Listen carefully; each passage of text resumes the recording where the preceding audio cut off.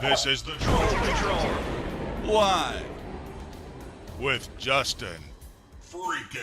Welcome to the Troll Patrol, live. It's a freaking Sunday.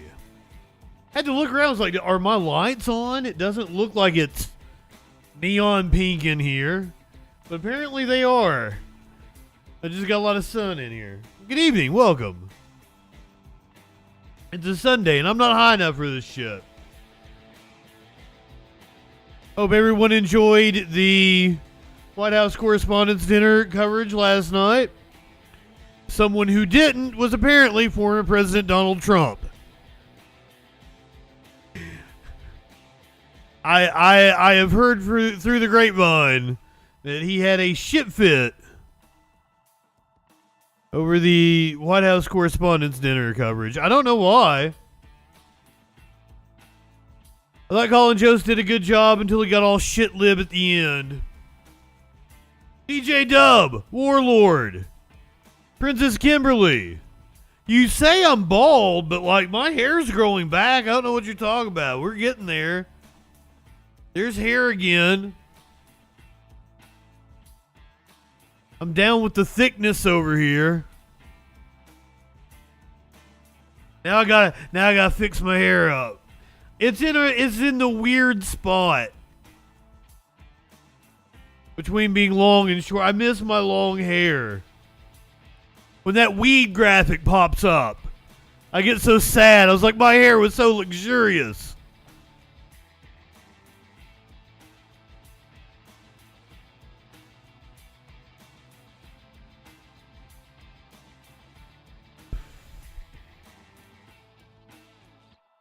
I've been trying to help my tolerance out. Yeah, that one. That one. I've never had a bong that looked like that. I don't know how that bong ended up in my hand.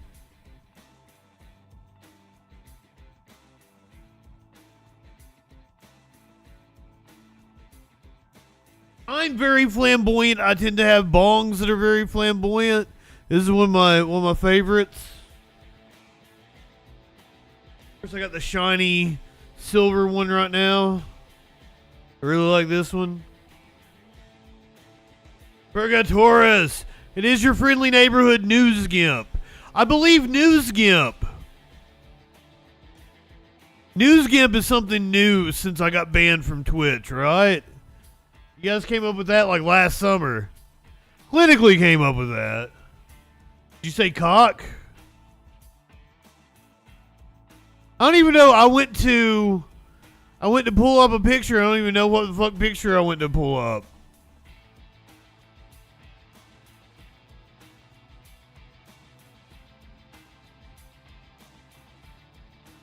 For what graphic, Purgatoris? I design all my own shit. Except, okay, so I've ran into a few issues with the troll hair. Most people accept the troll hair that, I'm parody and everything. It's cool. I couldn't mint an NFT of the troll. I tried to do that when NFTs were big. But I couldn't mint an NFT. Because I thought, fucking, if Bored Ape is going to be fucking a thing, I can make troll heads all day long. That was my thought process on it. But apparently they would not mint the NFT because of Hasbro and the troll hair or some shit. He's kicking authority in the balls. And that's not very kicking authority in the balls. I don't really have a meme of the day for you. Oh, I went and just found a bong. Like, I just found a picture of a bong and cut it out and then put it in my hand. Like, but I've never owned a bong like that. I guess I should. I'm kind of particular. When you see, like, the cartoon character and everything, like, he usually has a shirt on that I actually own. Or, like, like the bandana matches a bandana I actually own. So, like, it's weird that I would put a bong in my hand that I never actually owned. Aw, hold on. Let me kill my camera here. So this is not really a meme of the day. It's kind of your picture of the day.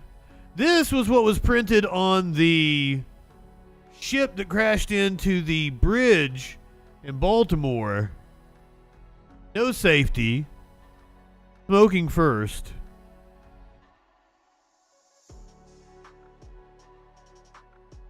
Picture taken shortly before it crashed into... I don't even remember what the name of that bridge was. Ah! Afety. No afety. You don't want to see me anyway. I'm killing the camera.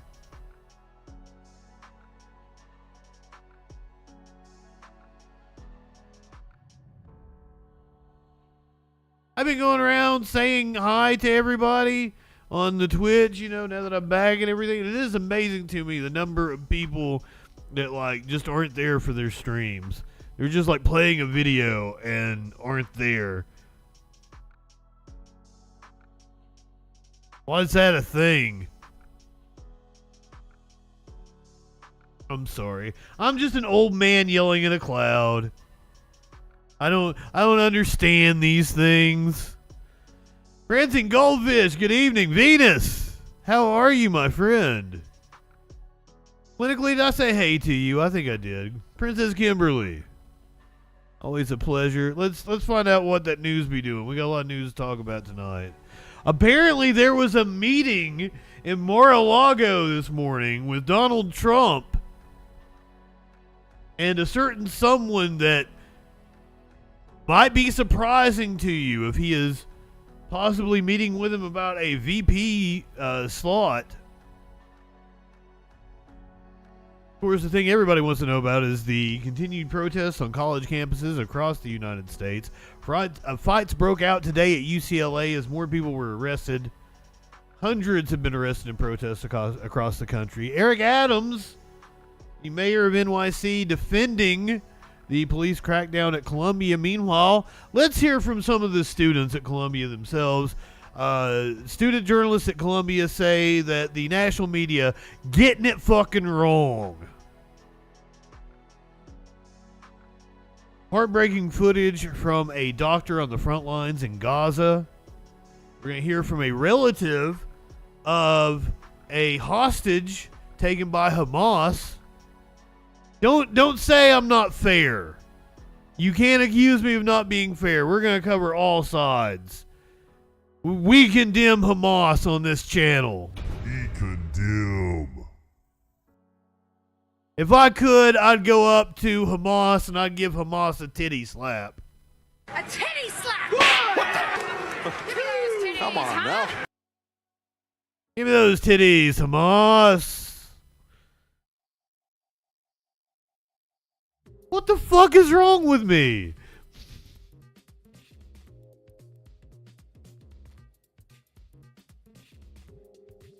Have you heard about Kristi Noem? She killed a puppy. I will be sure to give you a content warning before we do that one. She is defending her decision, which probably cost her chance of being the vice president. Just throwing it out there. You don't come out and tell everybody that you shoot puppies in the face before running for vice president of the United States. Probably not the best idea.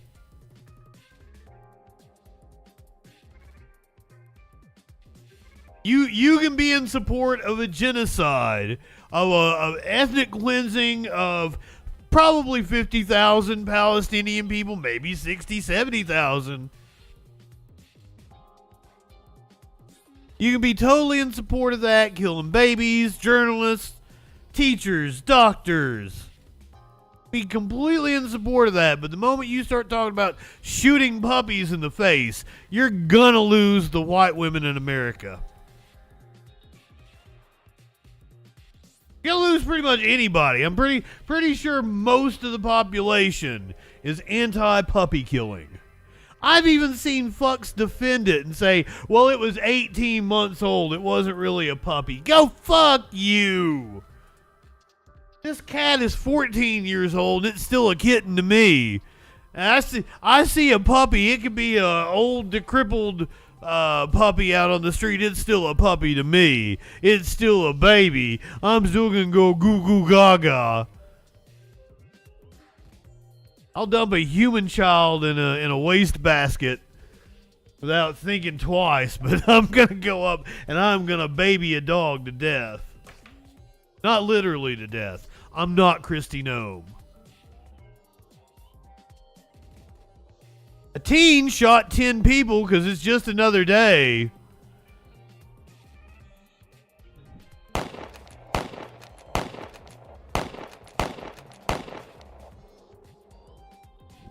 No puppy was ever asking for it clinically. Now the puppy murdered some fucking chickens. That we apparently know the story, but it's still not asking for it. It's just a puppy. It can't help it. It can't. Have you met some chickens? If you've ever met a chicken, you know a chicken is asking for it. I ain't gonna blame the puppy. Did you know that Taylor Swift has been mocking God on her new album? Apparently, right-wing media really upset with the fact that Taylor Swift is mocking God. Another instance of mocking God is apparently just a trans person, possibly a non-binary person. I don't even know what their story is. Just a person greeting people at Disney World in a princess outfit. Really triggered some right-wing dipshits. Meanwhile, a women's basketball player at the University of Connecticut is breaking her silence after multiple personal videos leaked. Speaking of internet traffic, the FCC has restored net neutrality. Weird transition, I'm sorry. Tornadoes breaking out in the Midwest. Devastating. I think several people dead. Millions of dollars in damage. I got body camera video of a DA being pulled over for speeding. So, cop on cop violence. You gotta love it. And it's like a white woman Karen DA. So she probably gonna get real salty with the cops. It's going to be fun to watch. Prosecutors are asking for castration for a rapist in Louisiana. Not sure how I feel on that one. We'll discuss it when we get there. I don't know. I think you might be able to convince me to be for it, but I think overall I'm going to be against it. It's one of those things, it's like capital punishment. I could be for it in principle. I am against it just because I know how our justice system works. All that and a lot friggin' more tonight on the Troll Patrol Live. Good evening, DJ Dub. I'm sorry your power was... Oh, it was because of the tornadoes. We will get you a... I'm going to change it to... I've been meaning to do this for months now. I'm going to change it to they condemn. We're going to do... We're pronouns, pal. We're going to be inclusive around here.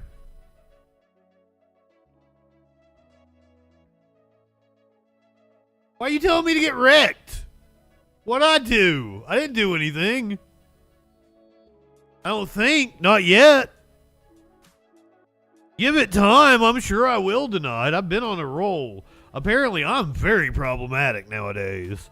Yeah, guys, if you have been missing out on JustinFREAKIN because you have been absent during the Twitch ban, I've gotten very problematic.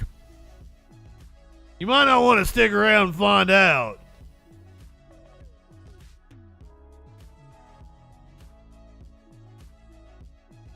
Didn't Britain have some tornadoes this week?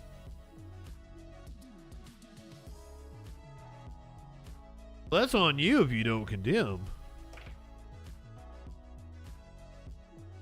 They will come at you. Shame. Shame. Shame.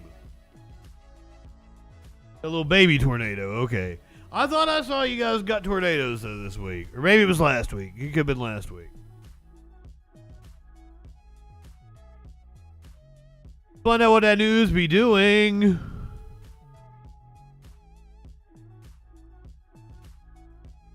I don't know how to turn this. I was gonna try to like make a tornado joke, like tornado hit campus, but it's UCLA, so it's the Bruins. It's not. I don't like it. I couldn't work it together. But a fight has broke out at UCLA between pro-Palestinian protesters. I don't know what pro-Israeli supporters are, like pro-genocide protesters.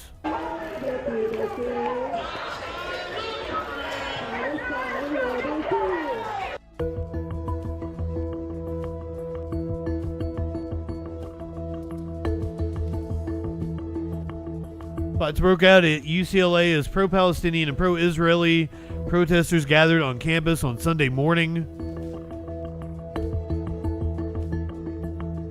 Really dramatic music. Now, as you can see, that is a Jewish student wearing a shirt that says "Not in Our Name."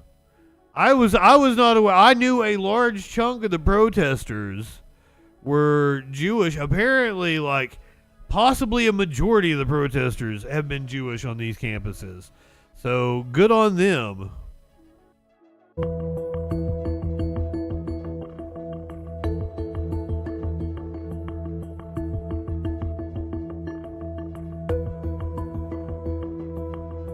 No arrests were reported as of midday on Sunday.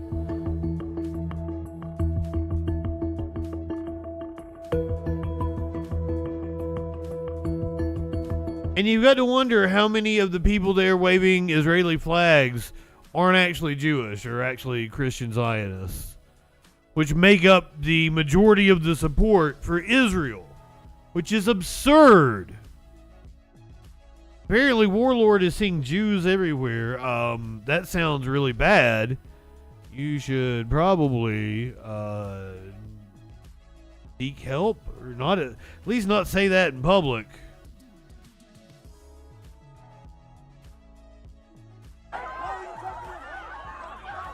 As more U.S. universities witnessed protests against the war in Gaza on Saturday, police were out in full force, clashing with demonstrators, and some using chemical irritants and tasers to disperse students. Protesters have demanded schools divest campus funds from entities connected to Israel. In the past 10 days, almost 900 people have been arrested across universities in the United States over the past week. At Washington University in St. Louis, Missouri, more than 100 students and community members were arrested on Saturday after refusing to leave the campus during a demonstration. Among them was Green Party 2024 presidential candidate. Oh, fuck off, Jill Stein. Charged with assault after she says she was pushed to the ground and arrested by an officer. This is about freedom of speech, and not just any old freedom of speech, but freedom of speech on a very critical issue that needs debate and dialogue. And there they are, sending in the riot police and basically creating a riot. Students at the school are also demanding she's right. ties with Boeing, which has a long-standing relationship with Israel. The direct line from being an engineering student to working for companies like Boeing. And I don't think people go into the business and they're like, yay, I can't wait to make weapons. But like, that is what ends up happening a lot of the time. On the opposite side of the country, the Arizona State University Police Department arrested over 70 people on Saturday morning for trespassing after the group set up an unauthorized encampment on campus. Schools across the country have used differing strategies to tamp down protests. Some have sought to de-escalate tensions, while at other colleges like Emory University in Boston, the police have rushed in to break up encampments and arrest students and faculty members. What happened in there was that when cops stood up and said, "Ma'am, you need to step back. You need to step back." And here I am now, not just professor, but human being, watching this child being pummeled. I said no, and I stood there, but I stood in a way that was non-confrontational. I just stood there, and then I'm arrested. College administrators across the U.S. have struggled to balance free speech and inclusivity. We saw the aftermath of that in terms of students being arrested, faculty being arrested, people being injured. There was a rubber bullet that was fired at students of mine who are even student journalists. displaying press badges. Brandon Rose, City News. Oh, we live in a fascist nation. Riot police with rubber bullet kisses. The mayor of New York City, Eric Adams, is defending his police force's actions on the campus of Columbia last week. Let's hear what he has to say. Joined now by a man who will be at the center of all this week's drama, New York Mayor Eric Adams, a Democrat. Mr. Mayor, let me start with, first of all, thank you for joining us. We want to start tonight with last week's arrest with Fuck you too, Al. 100 demonstrators at Columbia University here in Manhattan as a student on-campus protest of the war in Gaza continues. The university has said they won't bring NYPD back on campus again. And so far, there have been no arrests this weekend. You've attributed some of the unrest to outside agitators stirring things up. Where do things stand between the school, the city, and the students right now? And it's so important, Rev, that we're clear. Rev. We're not go on college campuses until college administrators ask us to do so. And once that request is made, you want to do it with the minimum amount of force, because you are talking about young people, and you're not trying to in any way jeopardize their safety. And as of this time, Columbia University stated that they want to sit down and speak with the students and the other college campuses as well. And we're not going to do anything unless the college campuses request such.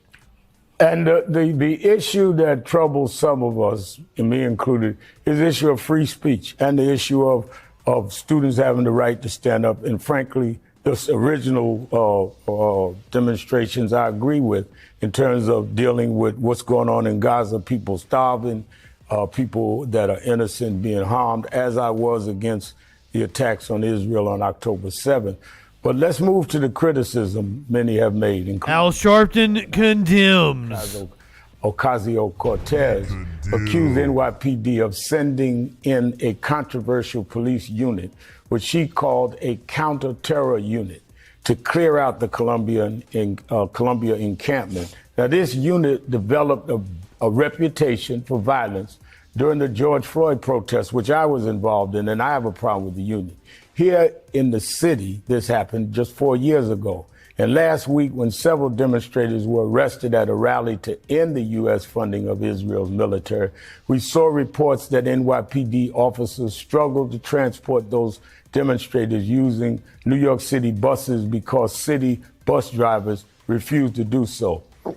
It seems to me that many, as you know, I've been arrested. I would have went to the encampment if it was against Netanyahu, but I don't believe in violence and kill the Jews or any of that. And I think most of the students have said they don't.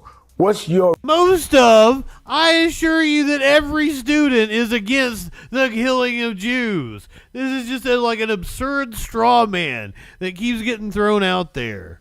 Response to criticism on how all this is being handled. We all want to make sure anti-Semitism and violence is not tolerated, but are you confident that demonstrators' free speech rights are being protected? I know even at our convention, a congressman was heckled. I thought they were Trump supporters because they had no signs in it. But I would say yes, eject people that don't want a dialogue. But to use... Ida, good evening. Terrorists. These students are not terrorists. No, they're not. And I say over and over again, I know what it is to protest. I protested. I've been with you. From the days of... Exactly, clinically. We saw the one video, like the dude was like 10 October 7th, 20 October 7th, 10,000 October 7th until Palestine is free. That's the kind of shit that they might say. That's just fucking hyperbolic nonsense.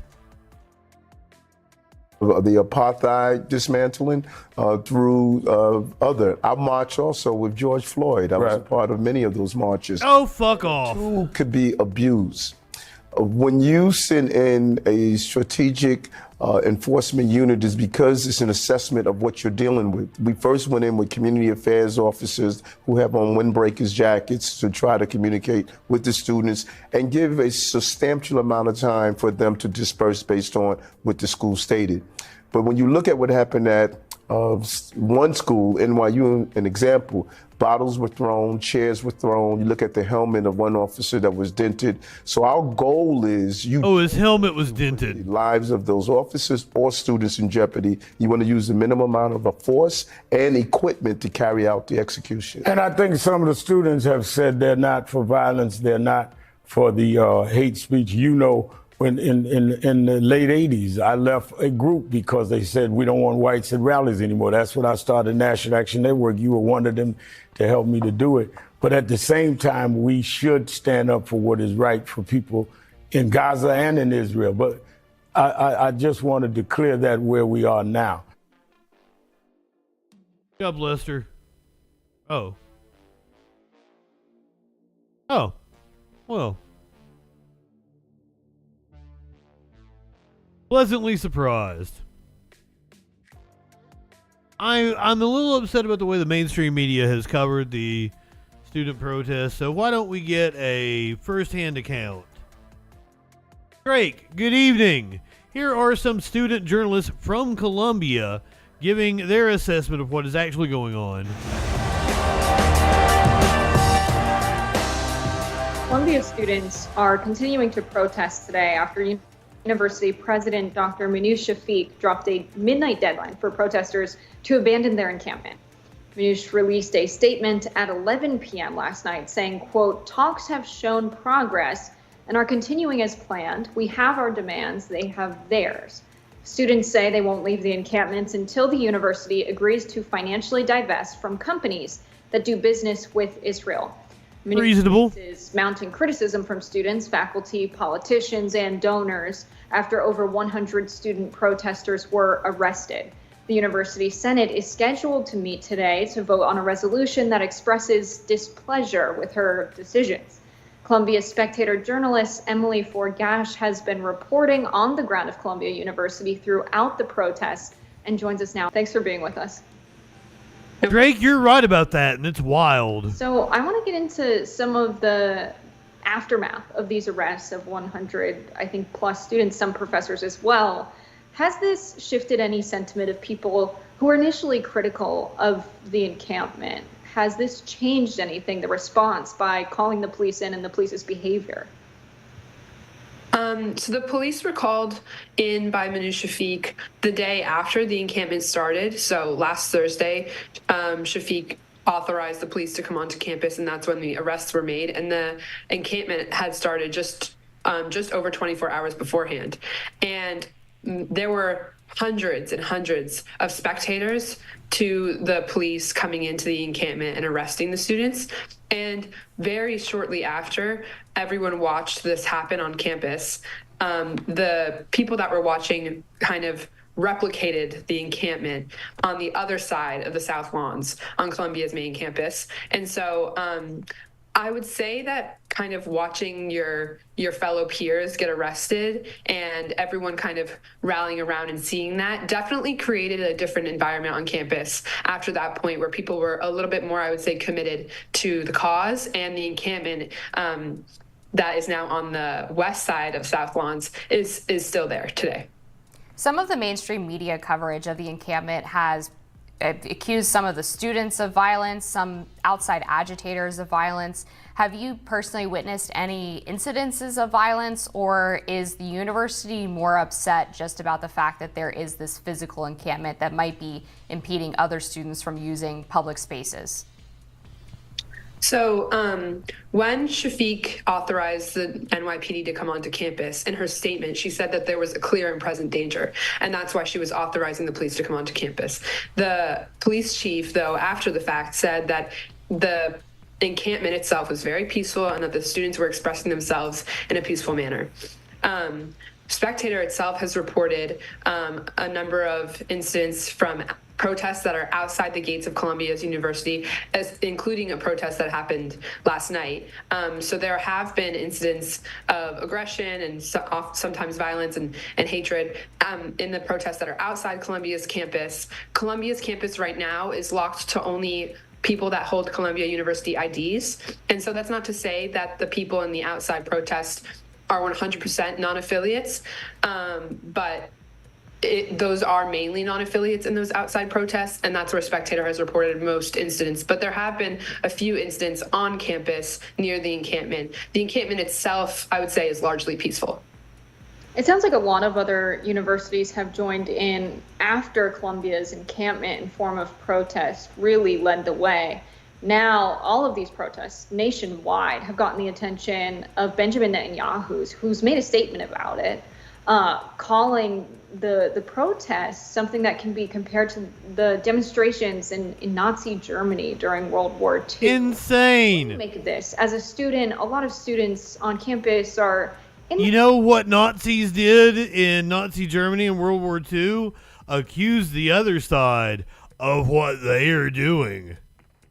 Late teens, early 20s, that you all have become the target of, a political phenomena, potentially, a genocide. Many people believe that there's enough evidence to call this a genocide, that now foreign leaders are making you all the target of their statements and speeches to the press. I think it's challenging because Spectator has reported that a number of Jewish students feel unsafe on campus, and they feel like the encampment and the protests around the university at its gates have created an environment that's sometimes hostile or just hard to be on. By the way, this is Emily Forgash. She is the deputy news editor for the Columbia Spectator. The protests around the university at its gates have created an environment that's sometimes hostile or just hard to be on. And then Spectator has, though, also reported that the encampment itself and those student leaders who are leading the encampment have oriented their goals, as you mentioned before, towards divestment and then also towards making sure that we keep our eyes on what's happening in Gaza. And it's not just Netanyahu. There have been that's who she is. Politicians who have tweeted or even come to campus calling for Jessica, right, to resign, making statements about the student protesters on campus. And I was like, I know her from somewhere. Where do I know her from? The protests off campus. I think it's very difficult to really understand the environment at Columbia right now unless you step onto Columbia's campus itself, which very few people can do at the moment, only like credentialed press during certain periods of time and people, as I said, with Columbia University IDs. And I would say that it's a very, like the Columbia's Spectator's reporting is a little bit different sometimes than reporting from other news outlets because we're able to be on campus. And we've, as I said, there is a difference between I'm sorry, I tried to fix the ads because I want them to all play at once. 3 minutes, and I play them before you guys even get here during the countdown, the first ad break. And then I want to take an ad break at 5 till. But, like, Twitch has changed things, so now it had, like, 2 ads. I do have it at 3 minutes. I have it at whatever triggered the 55% revenue. So, like, I have to go in and, like, look at it and massage it. But I want the 3 minutes to hit at the beginning, and then we take a break at, like, 5 till. And, like, I want to try to figure out how YouTube does their ads, too, and see if I can control those. But, like, it's kind of a crapshoot. I'm trying to work on everything, get everything back the way it used to be. Everybody back from the break, we'll go back on this interview. Once again, this is Emily... God damn it, Emily Forgash, the deputy university news editor at the Columbia Spectator. Yes, I do have a Patreon. I need to get with. I used to put my notes every day went on Patreon, and if you just subscribe to $1, you got the notes and you got a whole bunch of extra like access to old videos and shit. If you did the $3, you got the Saturday freaking news, and if you did the $5, you got the Sunday freaking news. I will get back to doing that. I will get back to putting out content constantly soon.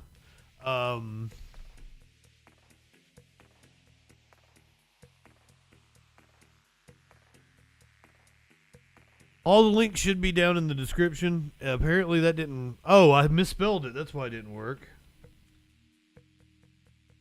I was like, that should have worked. There you go. You can do like bang Facebook, bang Twitter, anything like that, and it'll like pop up my handle. The university at its which is JustinFREAKIN on everything. Have created an environment that's sometimes hostile or just hard to be on. And then Spectator has, though, also reported that the encampment itself and those student leaders who are leading the encampment have oriented their goals, as you mentioned before, towards divestment and then also towards making sure that we keep our eyes on what's happening in Gaza. And it's not just Netanyahu. There have been American politicians who have tweeted or even come to campus calling for Manu Shafiq to resign. Making statements about the student protesters on campus and the protests off campus. I think it's very difficult to really understand the environment at Columbia right now unless you step onto Columbia's campus itself, which very few people can do at the moment, only like credentialed press during certain periods of time and people, as I said, with Columbia University IDs. And I would say that it's a very, like the Columbia's Spectator's reporting is a little bit different sometimes than reporting from other news outlets because we're able to be on campus.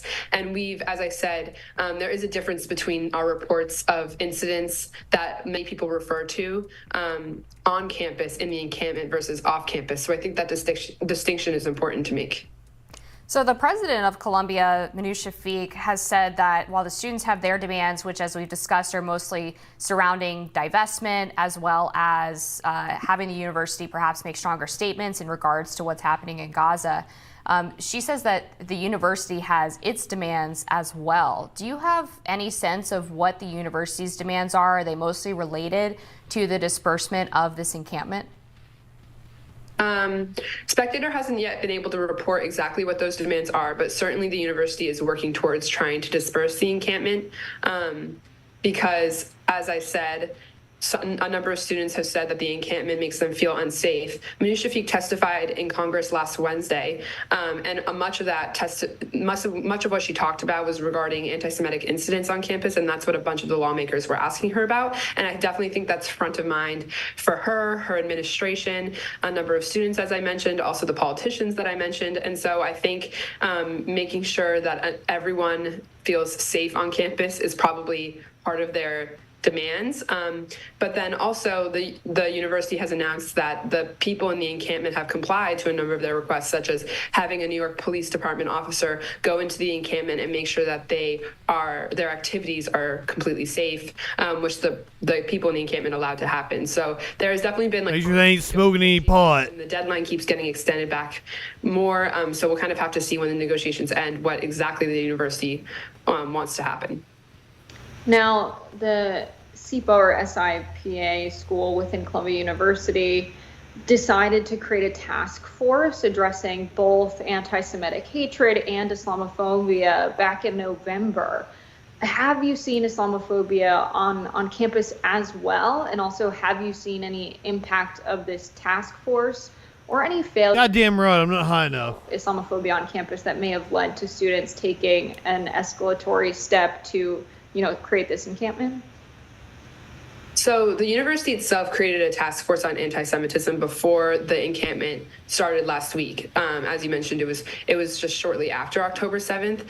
I think it's interesting to talk about the entire, since October 7th, the months following, because there definitely have been incidents that the Spectators reported on of both anti-Semitism and Islamophobia.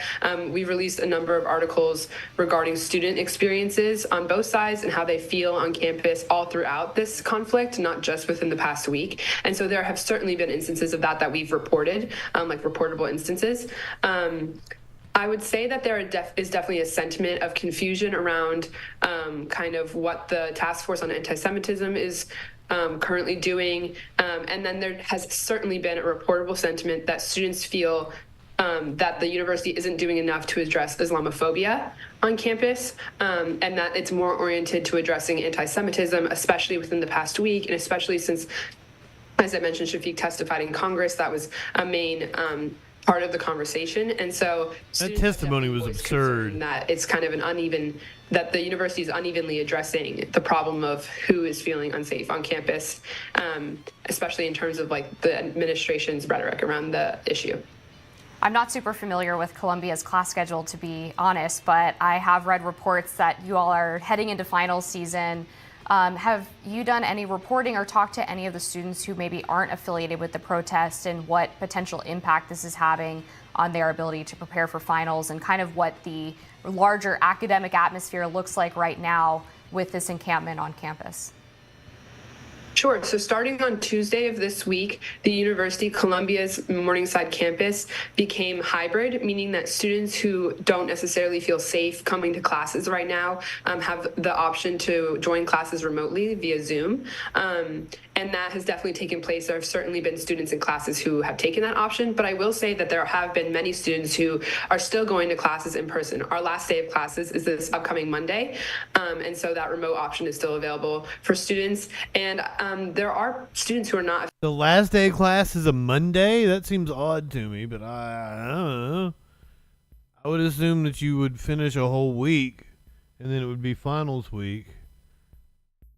What do I know? It's been a decade since I've been in college. Oh God, I feel old.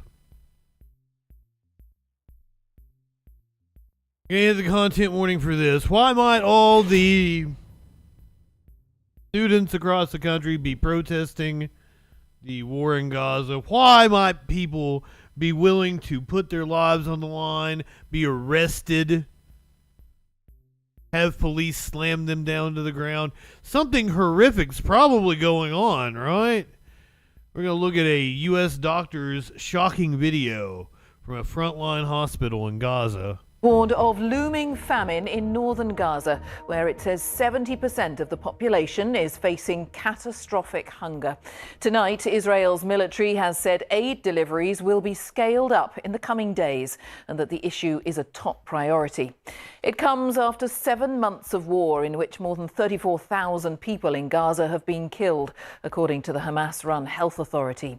The conflict began after Hamas attacked Israel on October the 7th, killing about 1,200 people and taking 253 people hostage. The UN's Human Rights Director has said Israel may be using starvation as a weapon of war. Israel... They are. But what is life like for people struggling to find food while under Israeli bombardment? Israel and Egypt won't allow the BBC to report from inside Gaza, but BBC News has obtained exclusive access to footage filmed by an American doctor recently returned from the north of the territory, where the crisis is most acute. Fergal Keane sent us this report. You may find some of it distressing.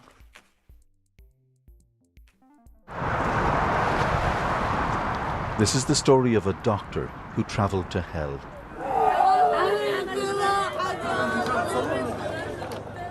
Samatar went to help people trapped by war. He usually works in a high-tech hospital in Chicago.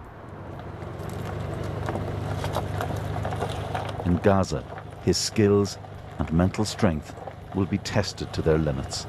Immediately upon crossing the border, we were met with the familiar stench of just millions of people packed on top of each other, living together. In some pockets, the air you breathe, you feel like you're decaying just breathing it because there are just so many people. A lot of cool. The crisis. Good evening. Lives in the balance. The wounded and the lost. God damn, what a heartbreaking picture. Well, one of the things that they mentioned was like, Israel will not let them in. Israel will not let the BBC in. As if the BBC is really, pro-Palestinian. The mother who will not leave the side of her dead boy. Amir, wallah, Amir. You have no CT scans? No CT scans. So you just watch them and hope for the best? Yes. Rami with shrapnel in his brain, but no equipment to properly investigate. Cap, my friend, Cap Quevo, what is up? Here's your answer. Did that child deserve shrapnel in his fucking brain? And we are at least at 30,000 innocent civilians dead. 40,000, 50,000. At what point, like, how can anyone use a singular attack? How can you use October 7th to justify doing it, 50-fold now? We could be up to 50, 60, 70,000 dead in Gaza. We don't know because Israel is acting tyrannical.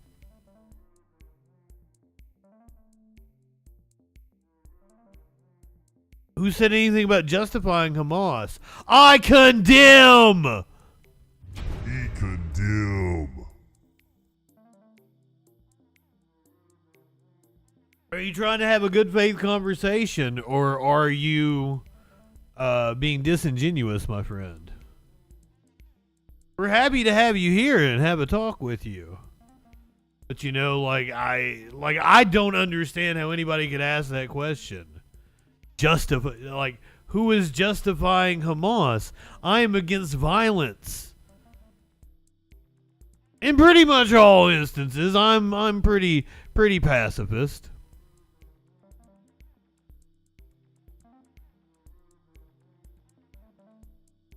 That kid is a Palestinian kid that has nothing to do with Hamas. Israel caused him to have shrapnel in his fucking head. It has nothing to do with Hamas. This is an innocent child. You are not horrified by what Israel is doing to innocent children, then I can't get there with you. I don't understand.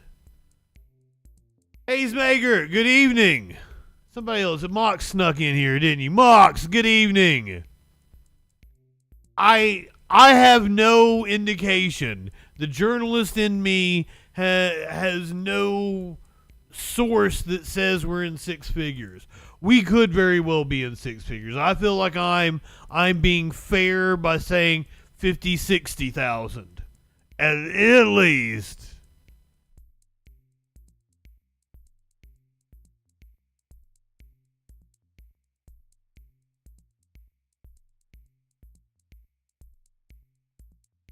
Hey, Cap, my friend. Like I can apply exactly what you said to Israel. Killing civilians that have nothing to do just shows that you're even worse. There's not a side. Hamas isn't the Palestinian people. Beyond that, I'm not sure if you know. You may say you're not on a side, but you're coming in here with an Israeli bias, clearly. But you have to understand that Israel has been committing ethnic cleansing against the Palestinians before October 7th. The Palestinian people have been living in an open-air prison for decades at this point. So I don't know what your issue is. You seem to be okay. You are seeing an actual child. You have his face in front of you. He has shrapnel in his brain because of the actions of Israel. And then you're like, killing innocents has my brother in Christ. My brother in Christ.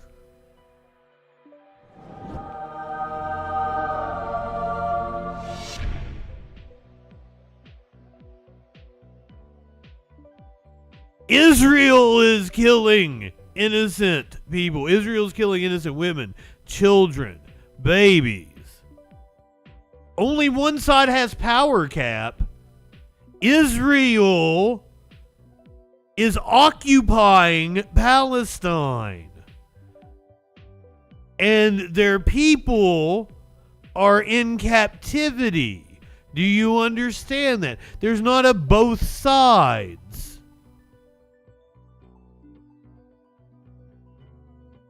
This child shouldn't have shrapnel in his brain. Israel is indeed a terrorist state. It kills journalists, it kills doctors, and it's been doing it long before October 7th.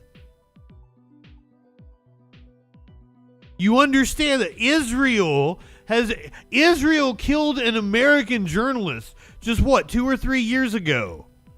Why are we not upset about that? Abu Akleh was targeted by an Israeli sniper, had press written on the back of her jacket. She was targeted because they knew exactly who she was. That is a war crime. And that happened long before October 7th. And you can go back instance after instance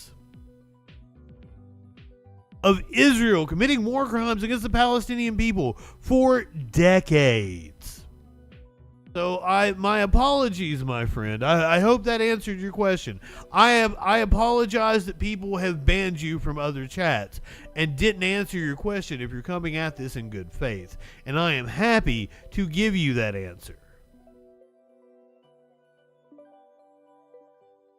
Investigate the damage. Are you okay?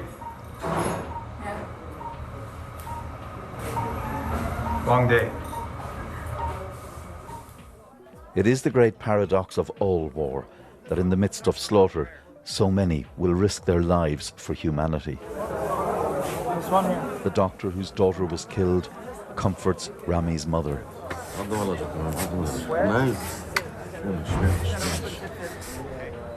But Samatar must now travel north, where the UN human rights chief alleges Israel may be using starvation as a weapon of war. Israel denies this, saying UN figures are wrong and blames delays in distribution on the UN and aid agencies. In Kamal Adwan Hospital, the desolation caused by hunger. Baby Nahed, 3 months old. A 22-year-old woman, malnourished and sick, photographed just after she died. Karam Kadada is dead, a victim, his mother says, of disease and malnutrition. Those who already had serious medical problems are now acutely vulnerable. Jenna Ayad, before the war, learning the alphabet. Oh my God. She already had a condition that made it difficult for her to absorb nutrition. Now she's bedbound. Oh my God. And the trauma of what she's seen. So this is Jenna. She presented, you said, as a skeleton due to malnutrition, since she's just skin and bone.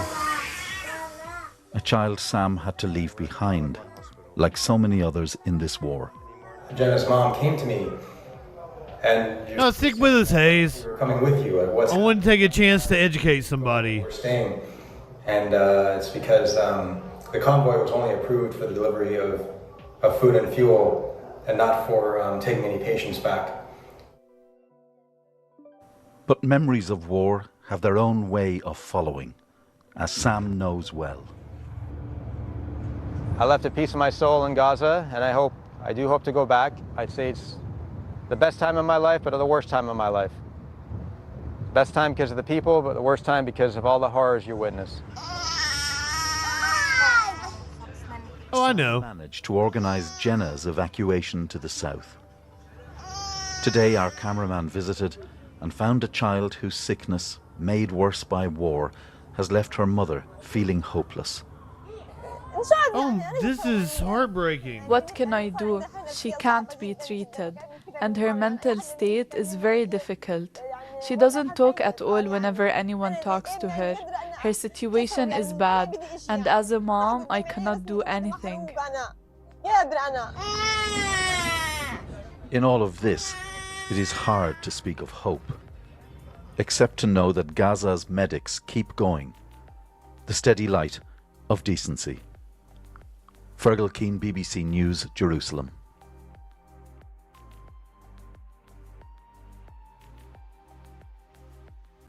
I don't know what to say. That's fucking gut wrenching.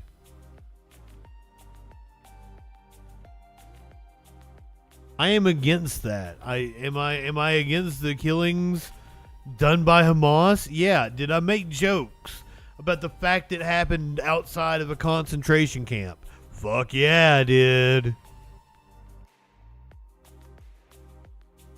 I made jokes about a lot of things, but man, there are things that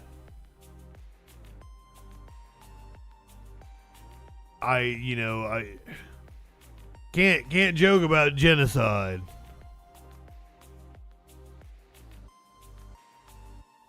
It's appalling what is going on.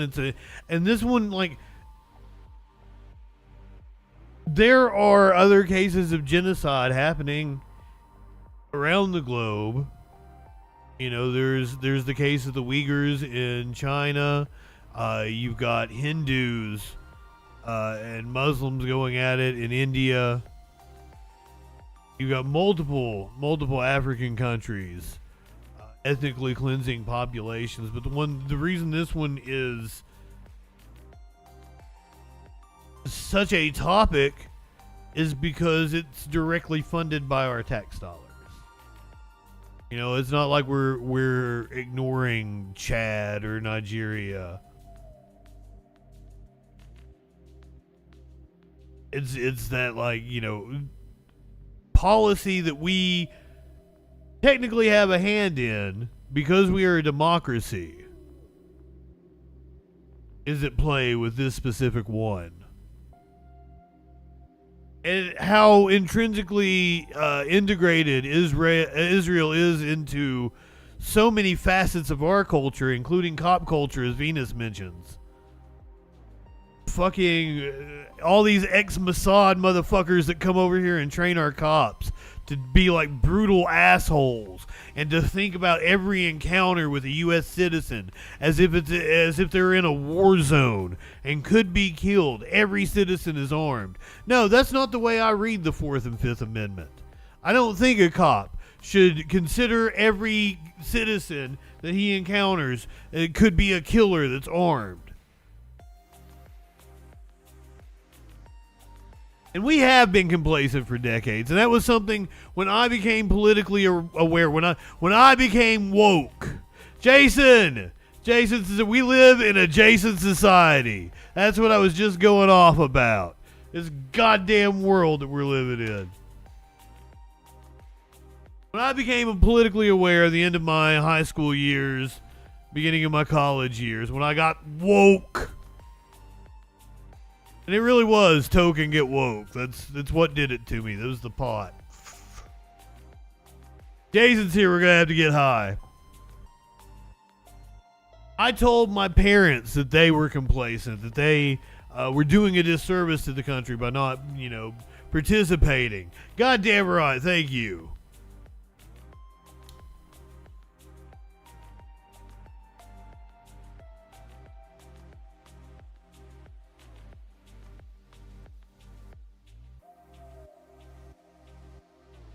Oh, hell yeah, Matt, thank you for the sub. Tex, thank you for the follow. Textilian. Oh, I can't see. Fuck yeah, I love you guys. Mox with the sub. Somebody giving out the gift subs over here. Fuck yeah. Celebrate me, be back on Twitch. Those of you unaware, I had to serve a year ban. I've been in the purgatory, not purgatorus, the purgatory known as Kick. There goes progress. What a fucking day. Princess Kimberly. Fucking A. Venus, thank you for all the gift subs. Making it rain up in here. If you are new here, my name is JustinFREAKIN. We find out what that news be doing Sunday and Thursday right now. I'll be back to Sunday through Thursday shortly. Clockwork Orange. Fucking what a name.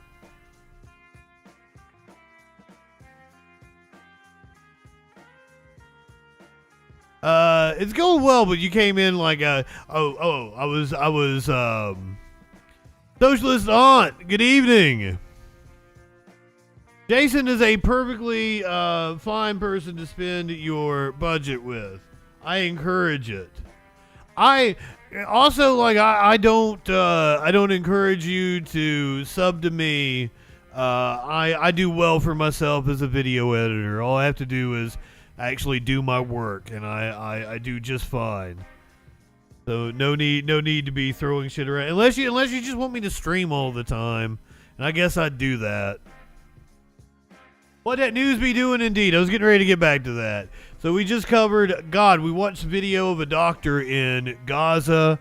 He was an American doctor from a hospital in Chicago. He had traveled to Gaza to treat patients, and the footage that we saw was gut-wrenching. Children dying of malnourishment.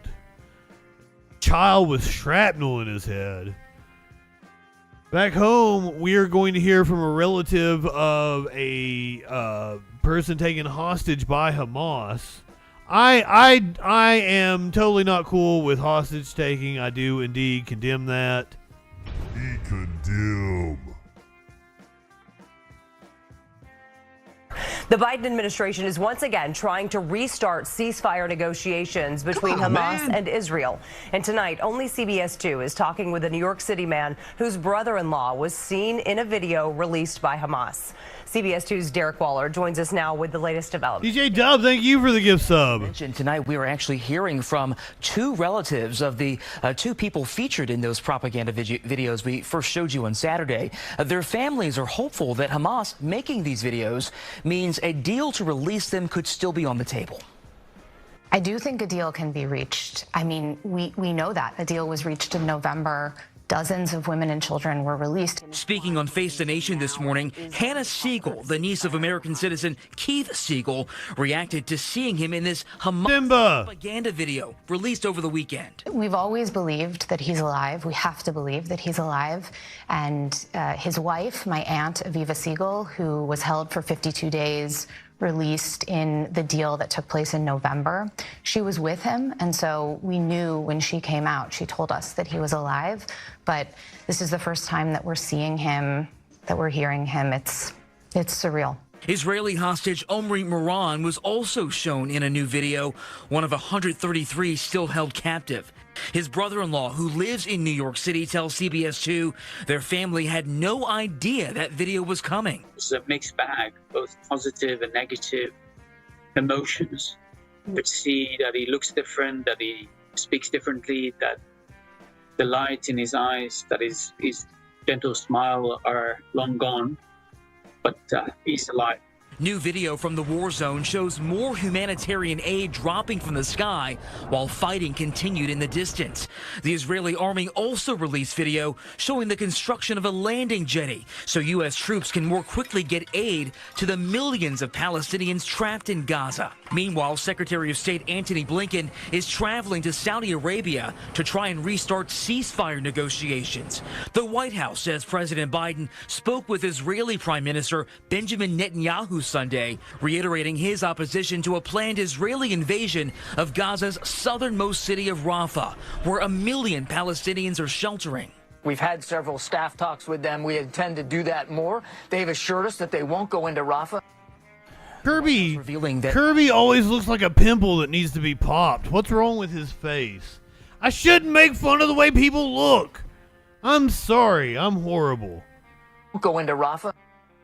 The White House revealing that Biden and Netanyahu spoke today for close to an hour, where despite a disagreement about that possible new invasion, Biden said U.S. support for Israel remains ironclad. Jessica. All right, Derek, thank you.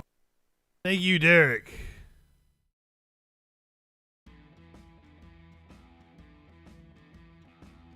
All right, so we're going to bring it back to domestic affairs. There was a question of presidential immunity being heard by the Supreme Court. I believe this happened on Thursday.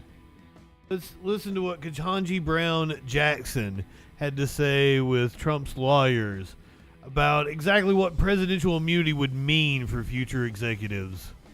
And better your position in your discussions with Trump. Or surely Trump does not win this.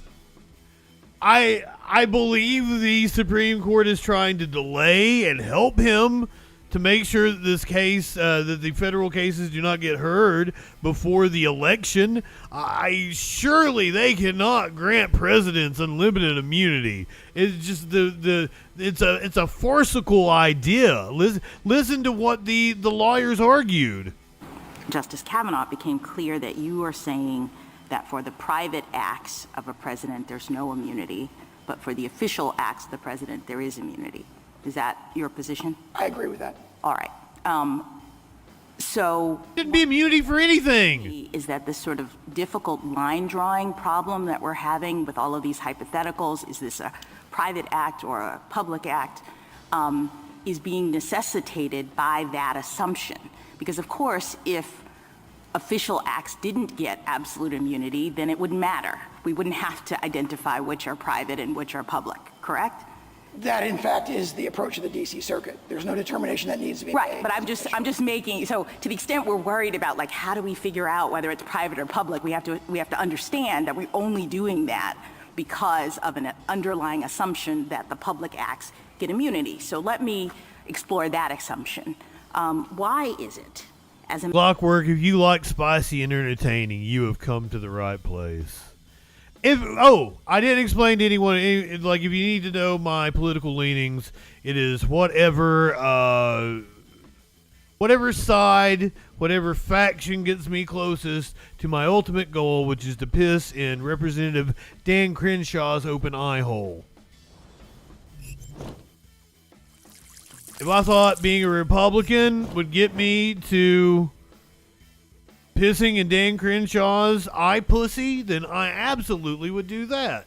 I was not only in the Young Republicans, I was president of the Young Republicans.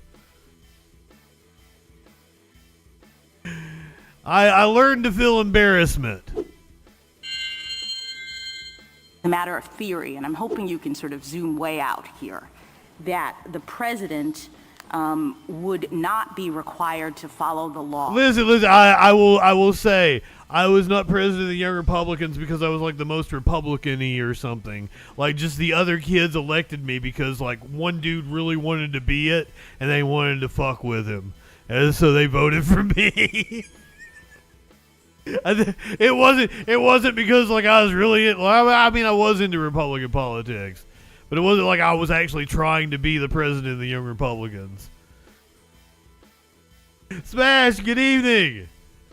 When he is performing his official acts. Anyone want to piss in his eye pussy. Folks who have very high-powered jobs, who make a lot of consequential decisions, and they do so against the backdrop of potential criminal prosecution if they should break the law in that capacity.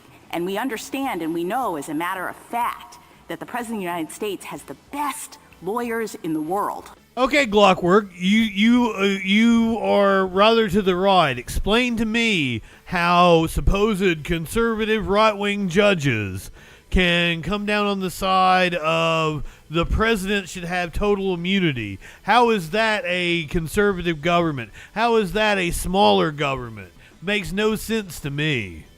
But if you can explain it, I'll give you the opportunity. But I tend to think that ultimately it's just right-wingers are morons. Venus, that is the correct answer. When he's making a decision, he can consult with pretty much anybody as to whether or not this thing is criminal or not. So why would we have a situation in which we would say that the president should be making official acts without any responsibility for following the law. I respectfully disagree with that characterization. The president absolutely does have responsibility. He absolutely is required to follow the law in all of his official acts, but the remedy for that is the question. Could he be subject to personal vulnerability, sent to prison for making a bad decision after he leaves office? But other people who have consequential jobs and who are required to follow the law make those determinations against the backdrop of that same kind of risk. So what is it about the president? I mean, I've heard you say it's because the president has... Because he probably smokes 100 cigarettes a day. You know, Nathan. Kind of consequential decisions. I mean, sure, but again, there are lots of people who have to make life and death kinds of decisions, and yet they still have to follow the law, and if they don't, they could be sent to prison, et cetera, et cetera. So... I say two things in response to that, Yes. both from Fitzgerald. That's the very sort of inference or reasoning that this court rejected in Fitzgerald. No, but let me just, Fitzgerald was a civil situation in which the president actually was in a different position than other people because of the nature of his job, the high profile nature, and the fact that he touches so many different things. When you're talking about private civil life, Oh, he touches a lot of things. anybody on the street can sue him, we could see that the president was sort of different than the ordinary person when you say, should he be immune from civil liability from anybody who wants to sue him? But when we're talking about criminal liability, I don't understand how the president stands in any different position with respect to the need to follow the law as he is doing his job than anyone else. He is required to follow the law. And what But Fitzgerald he's not said is if there's that no criminal prosecution. If there's no threat of criminal prosecution, what prevents the president from just doing whatever he wants? all the structural checks that are identified in Fitzgerald and a whole series of this court's cases that go back to Martin against Mott, for example, impeachment, oversight by Congress, public oversight. There's a long series of them. Fitzgerald directly addresses this in the civil context, and we think that language naturally ports. I'm not sure that's much of a backstop. Yes, Jason. When she was talking about standing, I was thinking about the way like Trump stands. Then what I'm, I guess, more worried about, you seem to be worried about the president being chilled. I think that we would have a really significant opposite problem if the president wasn't chilled. If someone with those kinds of powers, the most powerful person in the world, with the greatest amount of authority, could go into office knowing that there would be no potential penalty for committing crimes. I'm trying to understand what the disincentive is from turning the Oval Office into, the seat of criminal activity in this country. I don't think there's any allegation of that in this case. And what George Washington said is, what Benjamin Franklin said is, we view the prosecution of a chief executive as something that everybody cried out against as unconstitutional. And what George Washington said is, we're worried about factional strife, which will. No, I'm also, let me put this worry on the table. If the potential for criminal liability is taken off the table, wouldn't there be a significant risk that future presidents would be emboldened to commit crimes with abandon while they're in office? It's right now the fact that we're having this debate because OLC has said that presidents might be prosecuted. Presidents from the beginning of time have understood that that's a possibility. That might be what has kept this office from turning into the kind of crime center that I'm envisioning. My God, the fact that we did not prosecute Reagan and Nixon is the reason why it has turned into the crime center that it is. But once we say, no criminal liability, Mr. President, you can do whatever you want. Flash, good evening. That we would have a worse problem than the problem of the president feeling constrained to follow the law while he's in office. I respectfully disagree with that because the regime you've described is the regime we've operated under for 234 years. There has not been an expectation based on 234 years of unbroken political. All right, let me ask you another question. Let me ask you another question about this. Curious, sir. Good evening. Line of questioning. First of all, I didn't see you argue that below. I don't know. I understand that you have that set of in your briefs here, but did you argue before the D.C. Circuit something about a clear statement with respect to statutes? Yes, in our separately filed motion to dismiss based on statutory grounds, we extensively argued not just this clear statement rule, but a whole panel. Right, but that's not the question presented in this case. I bet she'd like to see what's in my briefs. Out of your motion for immunity. So to bring in now an argument that you didn't raise below, it seems to me you forfeited it. No? I believe it's fairly included within the question presented, especially because the court expanded the question presented. You live in sexual anarchy. But not to statutory interpretation. I mean, that argument goes to statutory avoidance, constitutional avoidance, statutory interpretation. You asked for immunity, which is a totally different thing. I think they're very closely related logically. The question is does immunity exist and to what extent does it? And the argument is immunity at least exists to the extent that it raises a grave constitutional question that triggers the clear statement rule. That's a really tight logical relationship. But that's totally circular. You use that argument to avoid constitutional questions. You are asking us a constitutional question here, so it doesn't even make sense to talk about. I think I need to rule the way that it's come up in the context of an immunity question. Yeah, I'm really not a fan of like the both sidesism, because like there is a clear there's a clear difference between the two of them. Why was I trying to say differentials? I need to get higher. That is the key here. But like I can lay out the different policies and the difference between the two sides. The reason why I will almost certainly always support the Democrats is because, they're better on labor. They're better on antitrust. The FTC filing antitrust, or the FTC filing antitrust against Google, love it. Eat it up. They've done it against several other companies. The NLRB has done a great job, been very pro-labor. You're seeing the results of, and like I'm a big fan of Sean Fain out there on the front lines with the union. So,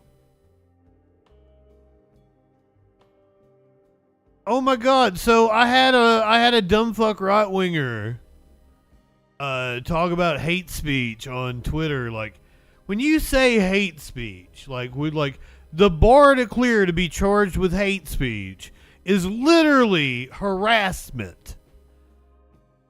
Like, hate speech is not just somebody, making a flippant comment. I say some of the most horrendous things every night here. So you're trying to act like hate speech specifically is repeated, targeted harassment against a person based on like ethnicity or sexuality or religion. There can be hate speech against Christianity. So I don't understand when right-wingers present that as a situation where the left is against free speech, because, and like, it's not just Democrats that are for hate speech laws. First of all, hate speech requires harassment. There is no instance where anyone would be charged with hate speech. Like, brother, if you come in here and say this kind of shit, I'm gonna call you a dumb fuck. And I apologize for that. But like, just repeatedly saying that kind of stupid shit, I explained to you the clear difference in hate speech. So there's no both sides to this. And even now, you see the right. They're trying to click, go on Fox News and see the way they're saying like students at Columbia should be prosecuted because of the way they're talking about Jewish students. The anti-Semitism.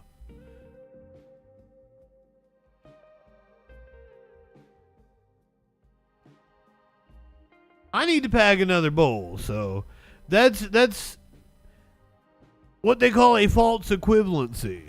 So there is no crackdown on free speech from the left. And you definitely can't come on here in this chat and start claiming like the left is against free speech, because you are in like probably the chat that is going to allow the most speech. Like, you have to get hateful in order. Well, you might annoy some of my mods and they might ban you. I discourage that, but I leave that up to them. We're gonna do some crime stories. Are you guys ready for some crime stories? Yeah, the libertarian. Please don't be annoyed. Please don't be annoyed. The libertarian on the Hill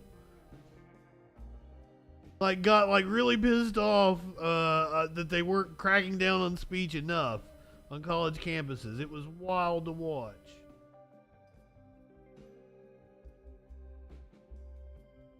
Mike Knight, what is up, my friend? Thank you for being a freaking follower. Welcome to the Troll Patrol Live. I'm Justin Freakin. We find out what that news be doing.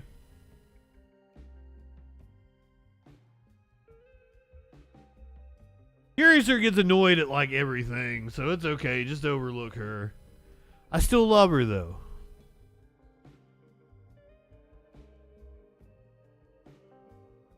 Oh, I'm sorry. We're not quite to crime stories. We're going to transition from crime stories to politics stories. Last night we did the White House Correspondents' Dinner. I had a fun time. I thought Colin Joe's set was all right. The rest of it was a little annoying. All the shit libs. Most of the awards that they handed out to the New York Times I disagreed with.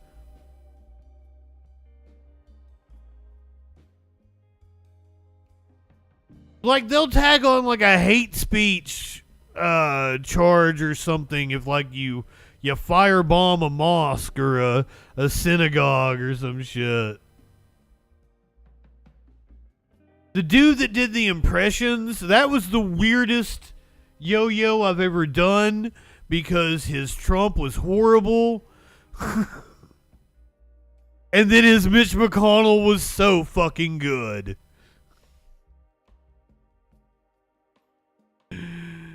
But somebody who really didn't like the White House Correspondents' Dinner was old Trumpy boy. Elections in full swing. And yes, age is an issue. I'm a grown man running against a 6-year-old. With jokes about himself and his political rival in the 2024 re-election bid, U.S. President Joe Biden drew applause and laughter from journalists, celebrities, and politicians gathered at the annual White House Correspondents' Dinner Saturday. Notably, for the first time, the commander-in-chief also referred to Donald Trump's legal challenges. I had a great stretch since the State of the Union, but Donald has had a few tough days lately. You might call it stormy weather.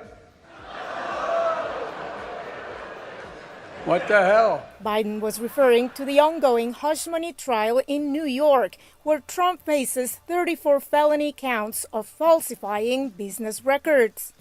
Analysts say they don't think Saturday's joke signals a change in the Biden campaign strategy.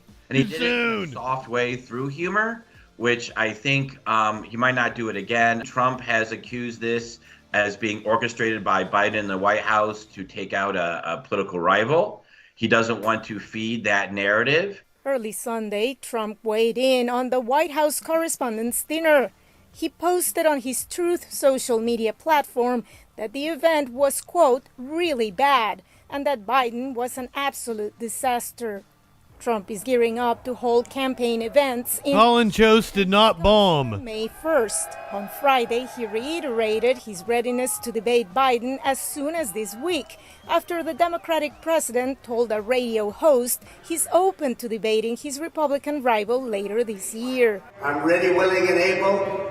And if he wants, I'll do it on Monday night, Tuesday night, or Wednesday night. We'll be in Michigan, a state that he's destroyed because of the auto industry. Sunday, Monday, happy days. In favor of either candidate, the timing of the debates would be crucial, says Professor Eric Nisbet. Historically, in the United States, most of the public do not tune in to even paying attention to what's going on with the election until September, after the parties have confirmed their nominees during the summer. What is certain, at least in the short term, is that Trump will need to juggle campaign appearances with his Manhattan trial, which is scheduled to resume Tuesday. Biden will need to continue finding the right balance between hitting the campaign trail and performing his duties as president. Veronica Valderas Iglesias, VOA News, Washington. He does kind of walk funny, but he's a really old man.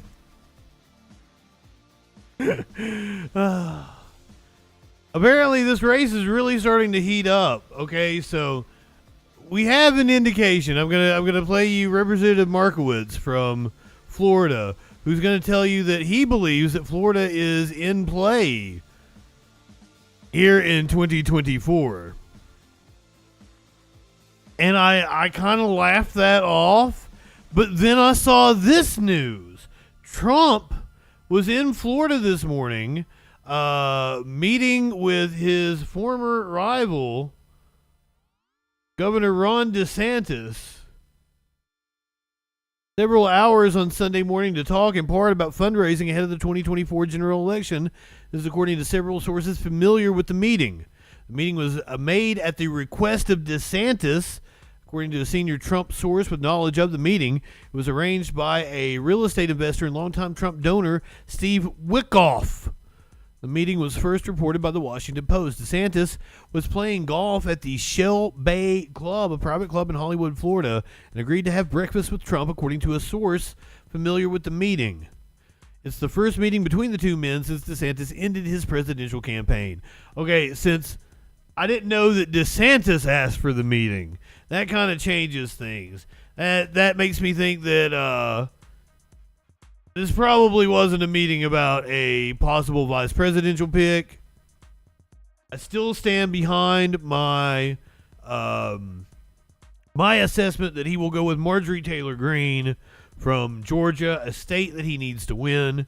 I would have, if he was meeting with DeSantis, then that might signal to me that the campaign was worried about Florida. As I've said, polling in Florida shows Rick Scott, behind his challenger. I doubt he hates Ron DeSantis. He's not going to pick Ron DeSantis because he hates him. But Representative Jared Markowitz, I always fuck his name up, says that Florida is going to be in play. Going to be a swing state again.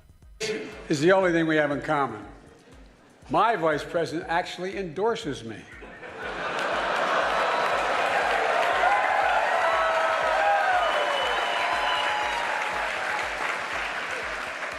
I had a great stretch since the State of the Union.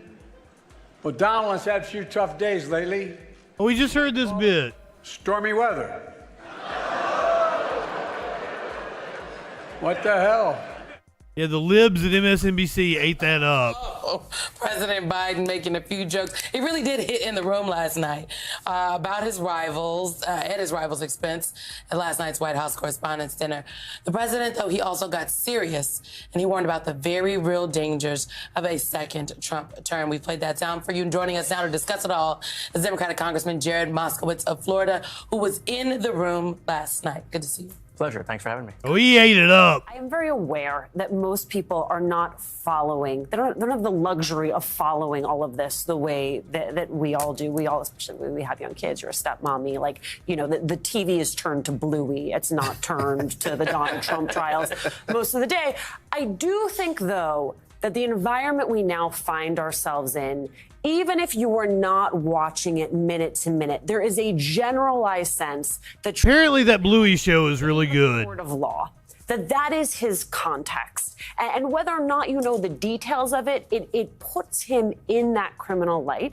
And then Joe Biden is on the trail, is out there selling the accomplishments of his administration, and he's doing the work of being president of the United States. So even if you just know that top line, that already creates a pretty sharp contrast. Yeah, and I think you can see that in just how the communications has changed over the last couple of months, both from the President Biden's standpoint and the campaign, and President Trump. President Trump's out there talking about how the courtroom is cold, super cold. Right. You know, they're doing it on purpose. Can't seem to get the temperature correct. Oh, he's doing impressions. He's talking about it. And Biden's out there talking about what he's done for the country and what he's going to do. Like, I don't even know what Trump's agenda is for the future. He doesn't talk about that. He talks about himself and in the courtroom. And Thread, good evening. One of the things what you're seeing is now that the President Biden is messaging, right, I think you're seeing the polls starting to move. So whether or not it's the criminal culpability. Do we need a lettuce? Do I need a head of lettuce to see if I can outlast the lettuce on Twitch? That Trump's facing, whether it's a contrast of ideas, whether it's the economy. Not from a lack of trying. Things that put the wind at Biden's sails right now. There is a rumbling out there that I don't think we've talked about a lot. There's a confidence among many. In fact, your colleague Jamie Raskin on a panel a week or two ago said Joe Biden's going to win this thing big. And you could see Jamie Harrison saying, like, Joe Biden's doing very well. But there's this thinking among a lot of Democrats. You got to. That's one of the things that Biden is just trouncing Trump on is money at this point in time. Human F being. What is up, my friend? Thank you for being a freaking follower. Work it. But that Joe Biden's actually going to win this race big. And it's kind of a contravention, certainly to some of the polls we've seen, but also just to the conventional wisdom that this is neck and neck.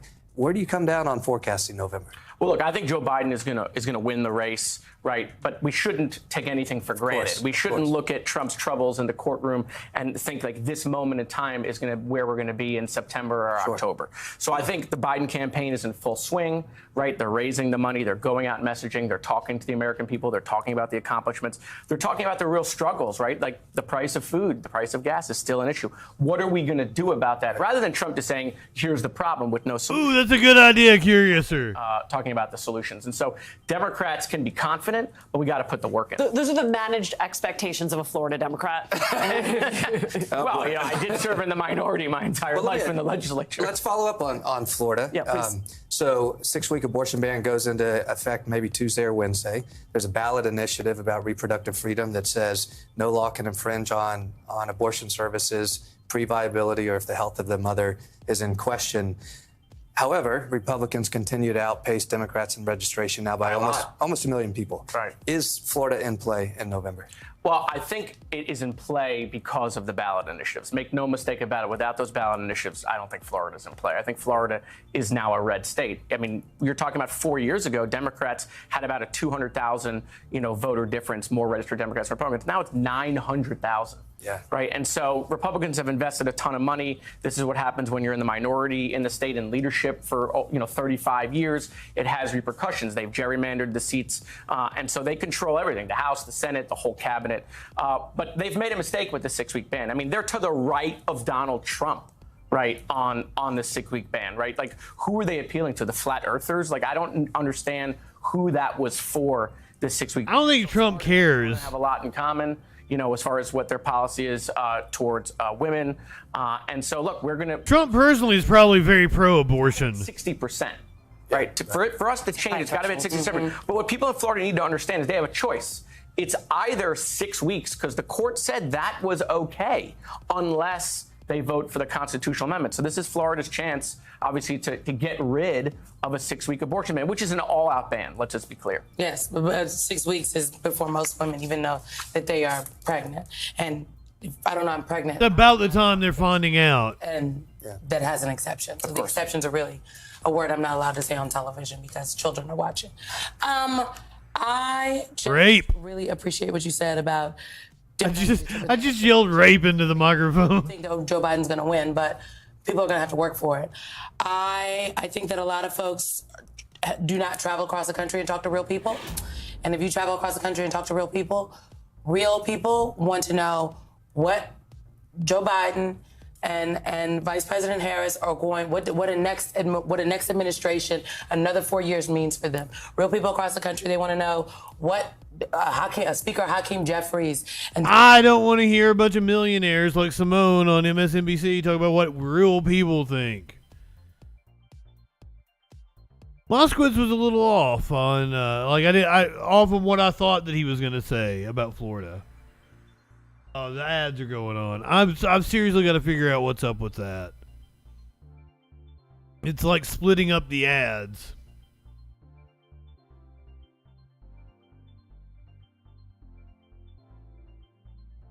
Fair enough, Monocool.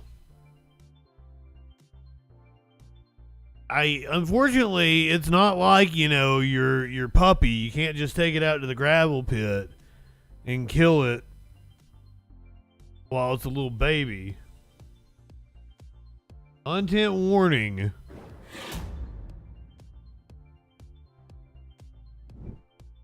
Trump VP hopeful Governor Kristi Noem is defending killing a puppy after the backlash, saying it wasn't easy to do.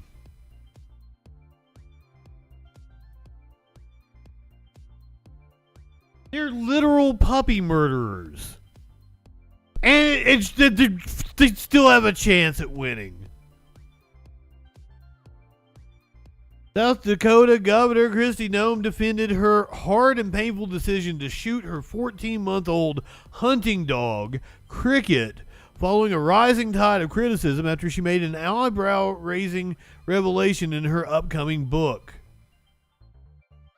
I can understand why some people are upset about a 20-year-old story of Cricket, one of the many working dogs at our ranch, Noem said in a Facebook post on Sunday afternoon.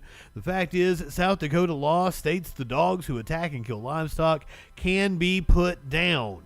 Given that Cricket had shown aggressive behavior towards people by biting them, I decided what I did. This is her current dog, Hazel, apparently. Hazel, a very sweet-looking puppy. There appears to be some sort of bird. A turkey, maybe? 52-year-old Republican believed to be a contender to be former President Donald Trump's running mate. She totally killed her chances. There is no way that Trump will pick her now. You can't have a puppy killer on the ticket. Even Trump knows that.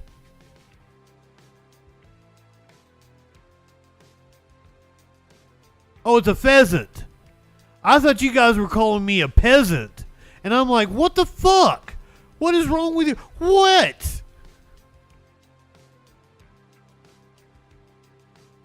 Smash a little more cynical than I am. No, I think surely people around Trump will be like, you can't pick her now. And I can't imagine that he doesn't go with Marjorie Taylor Greene. Is pheasant a golf term? I did not know that. I remember. I know we're thinking about an egomaniac, a narcissist, but we're also thinking about somebody who his fucking freedom is on the line. It's pretty much go to regain the presidency or go to jail. So I think his campaign, this is the reports thus far, that the campaign has been far more disciplined. Fair enough. She did use a gun, so.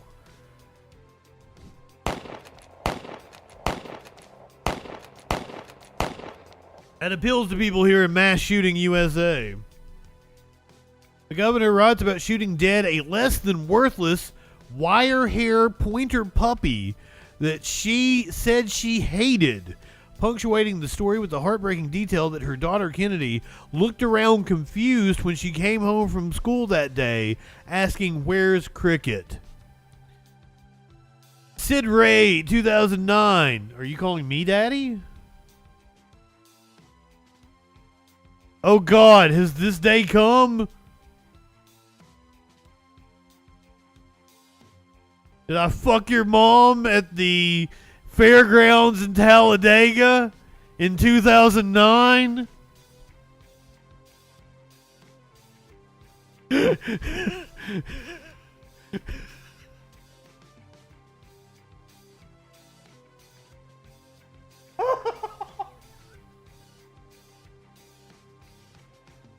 I'm almost positive I don't have any kids running around out there. But I got really drunk when I went to the race at Talladega in 2009.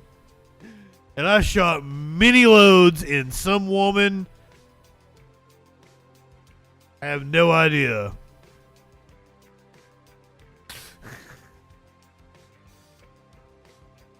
She was blonde and she was showing her titties to a lot of people. That's all I remember. You live in sexual anarchy?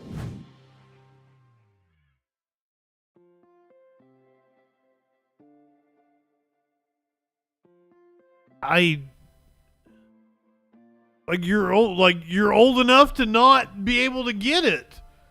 11. No, that's 15. God damn it. So close. So close. No? Yeah, that's 15 years, isn't it?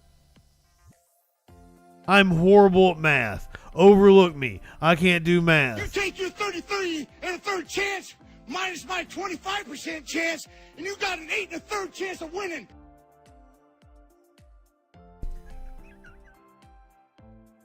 Noam claimed in her book that Cricket had an aggressive personality and was untrainable, apparently failing to learn to hunt from other dogs and instead attacking chickens like a trained assassin.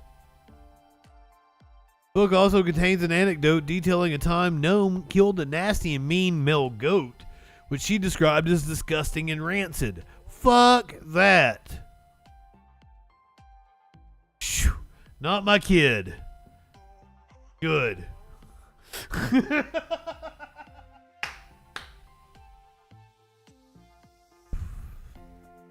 Noam doubled down in response to the controversy in a post on Twitter on Saturday.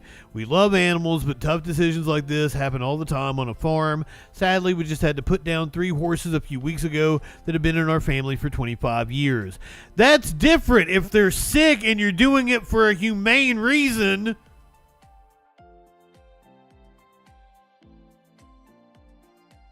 You're putting them out of their misery, then you're doing what's best for the animal.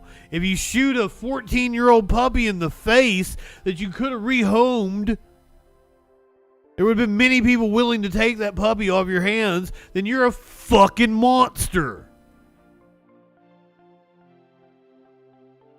Speaking of fucking monsters, content warning.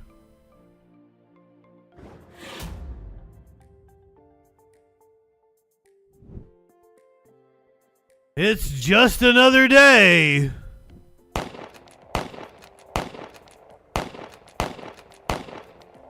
Perhaps this kid might be in the running to be Donald Trump's running mate. Sanford. Fox 35 Orlando's Matt Trezza joining us live this morning with the very latest. Matt, good morning to you. Truly disturbing news to hear on a Sunday morning. Yeah, another way you want to wake up, especially when you hear that it's a 16-year-old who pulled the trigger in this case, according to deputies. 10 people shot. Florida. This is in Seminole County, which is just north of the Metro Orlando area. And we're at a marina here. And at this marina, there is this event venue that's called Cabana Live. It's right back here. And you can see that's the area that's all cordoned off right now. And you've got forensics investigators walking around trying to find any clues and evidence that they can from the big party that deputies say happened here last night. And while deputies were patrolling this area last night just after midnight, they say a 16-year-old got into an argument that led to him pulling out a gun and shooting. Well, it's Florida. Now, fortunately, none of those victims, we're told, has life-threatening injuries. Most of them, we are told, were shot in their legs. Deputies say people ran when the shooting started, but they credit a quick-thinking security guard who they say managed to tackle the teen. Right now, they say that teen is being booked into the juvenile detention center here in Seminole County, Florida. And when we get more details about his identity and any other details about this case and this disturbing investigation, of course, we'll let you know. We're live in Sanford. Back to you, Janae. Matt, we appreciate you joining us live this morning. We can always rely on you. Thank you, Matt. Latest and accurate information when it comes to breaking news headlines. I want to ask you before you go, many people wanting to know when and if there will be a press conference on this. I know it happened early this morning, as you just shared. Do you have any timing of more information from authorities? No, I don't have any information about a news conference. At least nobody died. The Seminole County Sheriff's Office doesn't typically do them on weekends. However, they make an exception, of course, in this case. We're not sure. I've reached out to the Sheriff's Office. All they've told us over the phone were the details, and then shortly after talking with me on the phone, they gave me and the rest of the media a written news release giving us more details. I'm not sure if any more are going to be expected today. I've been in touch with them, but they haven't said anything else about a news conference or any other release of information right now. Matt, thank you again for joining us. We've watched so many senseless crimes here on this channel. It's like, you did that for what? What? But once again, that's thinking rationally about things. People aren't thinking rationally about things. I'm so glad this is Isaiah Uncensored. I'm so glad we got another piece from Isaiah. It's also going to need a content warning.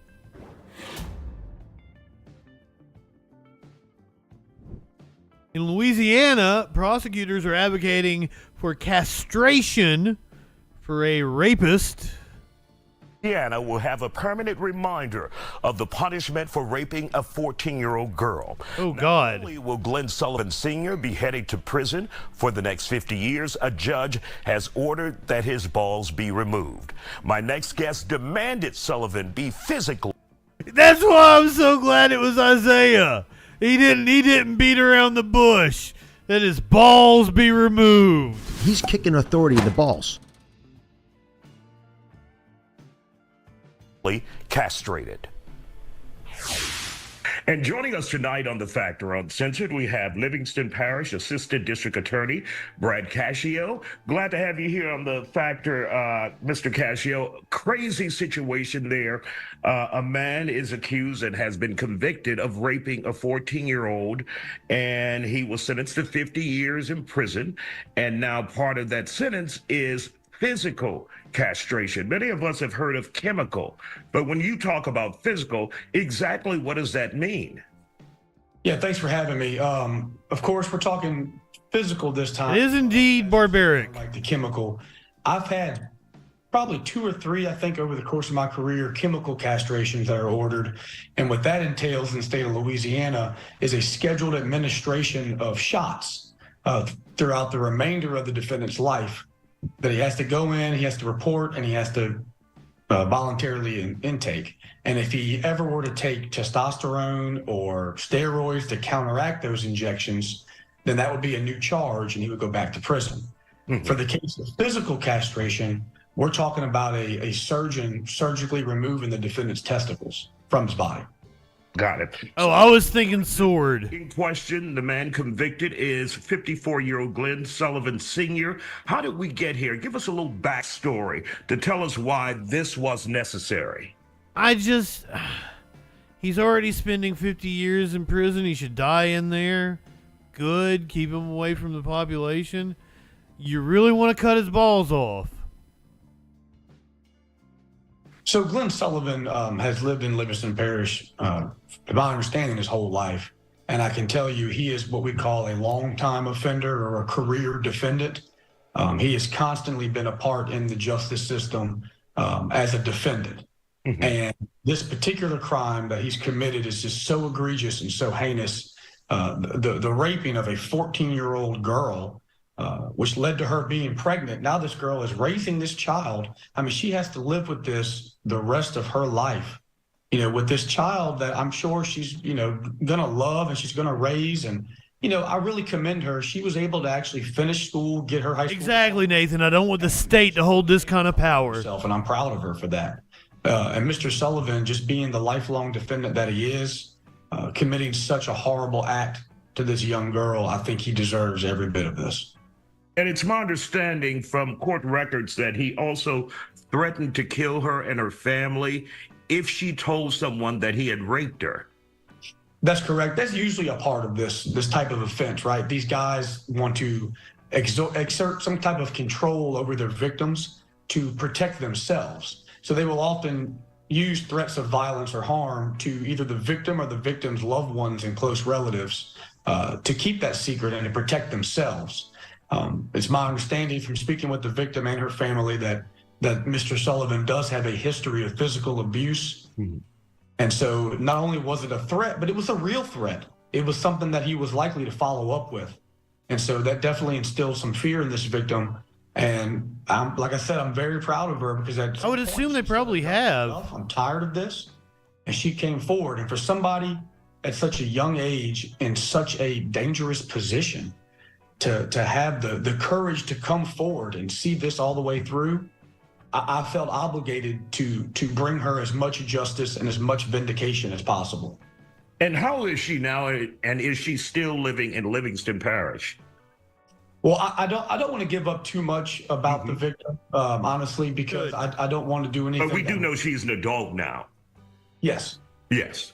Got it. She is safe, and she is, she's living her life. Excellent. And when the sentence of 50 years in prison and then the castration, physical castration, is that something that you requested, something that he requested? What? So under the Louisiana law that's currently on the books, on the conviction of certain offenses, the court can order chemical castration. But there's a subsection that says, with the defendant's written consent, in lieu of chemical castration, we can order physical castration. So, in speaking with the defense lawyers, they were going back and forth with me. So he's consented. We were looking at, and the idea of a 50-year sentence came up. And I considered it, and I've said the only way I'm agreeing to 50 years is if he agrees to, instead of chemical castration, we do physical castration in this case. And so the defendant actually, after speaking with his lawyer, being advised of all of his rights, signed a written motion and order for the physical castration and agreed to it. Now, was that a tough decision on your part, or you said, this guy's a monster, let's move forward with physical castration so he won't harm anyone else when he gets out, if he gets out? Yeah, the odds of him getting out are next to none, but you just never know. When laws change, DOC calculates time differently. He may one day get out. And when I thought about this in this particular case, given the act that was committed and the strength of the evidence, I had no problem at all whatsoever requesting this sentence. I mean, we have a DNA test that proves the child born from this young girl is his child. So there's absolutely no doubt what occurred. You know, our burden is beyond a reasonable doubt. And in my nearly 11 years as an assistant district attorney, I have never prosecuted a case that I didn't really believe in. Because if I don't believe it, I'm not going to prosecute it. But in this Adrian Vixen, welcome. Man was guilty.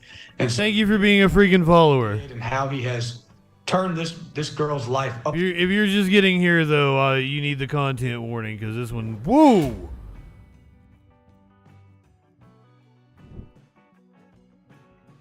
Dude raped a 14-year-old. Now the state has asked him to have his balls chopped off. He's agreed to it for a 50-year sentence. But still probably will never see the light of day. Upside down forever. I was very quick. I had no problem making that decision. All right.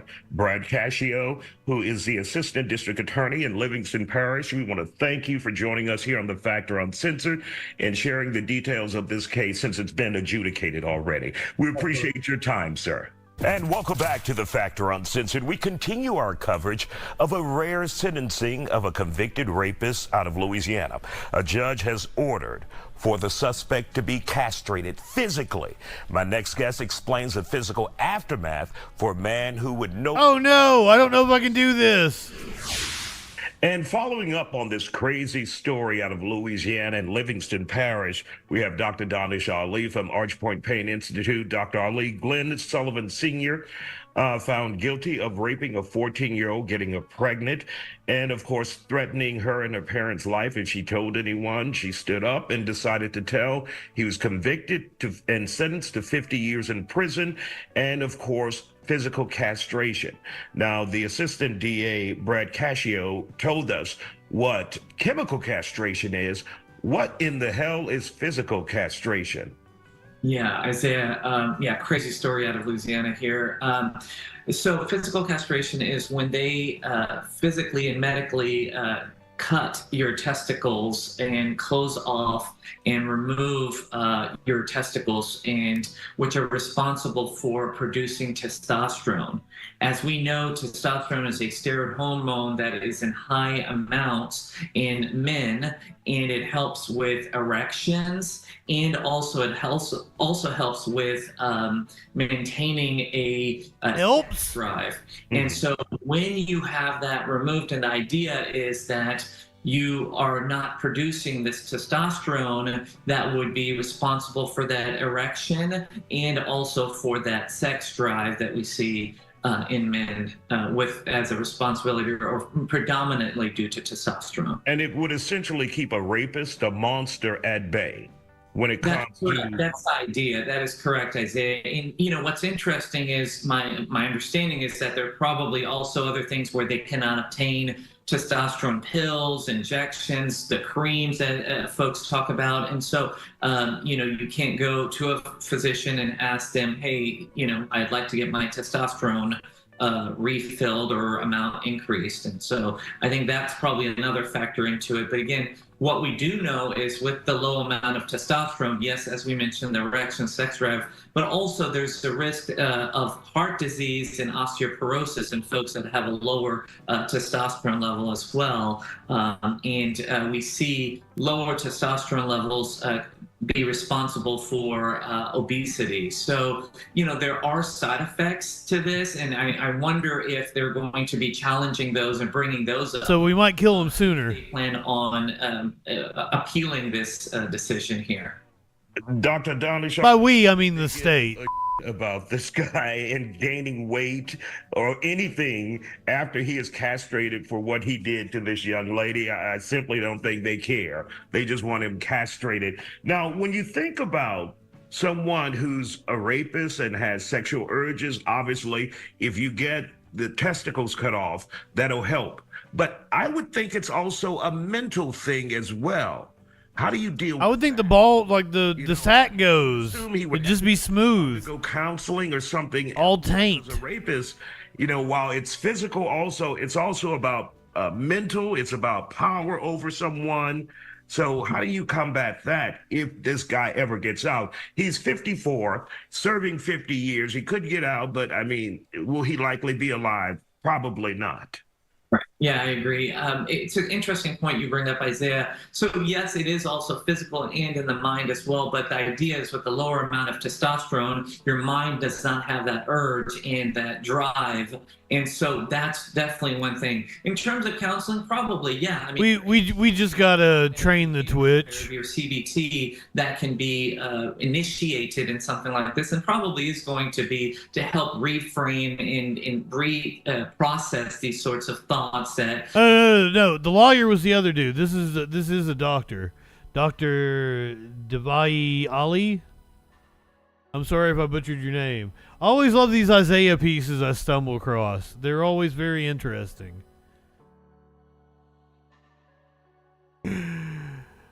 Let's go to Cali. Out on the West Coast. From Friday night, we watched the chase standoff. This morning, a deputy was found unresponsive at the South LA Sheriff's Station. And now at 11, a procession for an LA County Sheriff's deputy who has died. That deputy was found unresponsive at the South LA Sheriff's Station, 4 o'clock this afternoon. We are now awaiting the deputy's identity and an official cause of death. That procession began tonight at the LASD South LA Station, ending at the LA County Medical Examiner's Office. There is a lot of law enforcement turning out for this procession, as we see for these somber events. Hello, I'm Mark Brown. Get more. Shut up, Mark. Well, that was really quick. Do we have any info that was from 9 hours ago?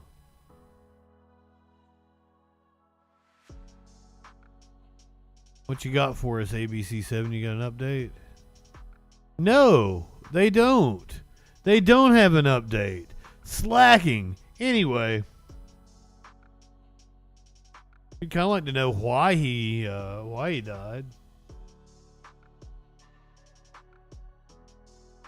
This one should be fun. This is in Monroe County, New York. This happened in Rochester, New York. This is Monroe County. Body camera footage has been released of a DA that apparently got pulled over, and I don't think she took it too well.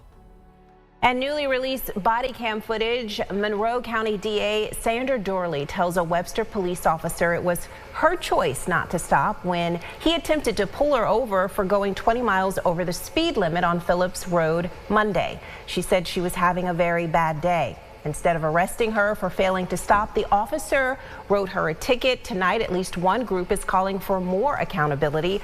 Jatira Marsh joins us with a closer look at the police footage and what. If I'm not mistaken, 20 over is reckless driving, and they can arrest you for that. What transpired once the DA drove home. Jatira. Teresa, from what we will see in the video, law enforcement say. But to be fair, she is the district attorney. She is literally the person who decides what cases are prosecuted. So, it's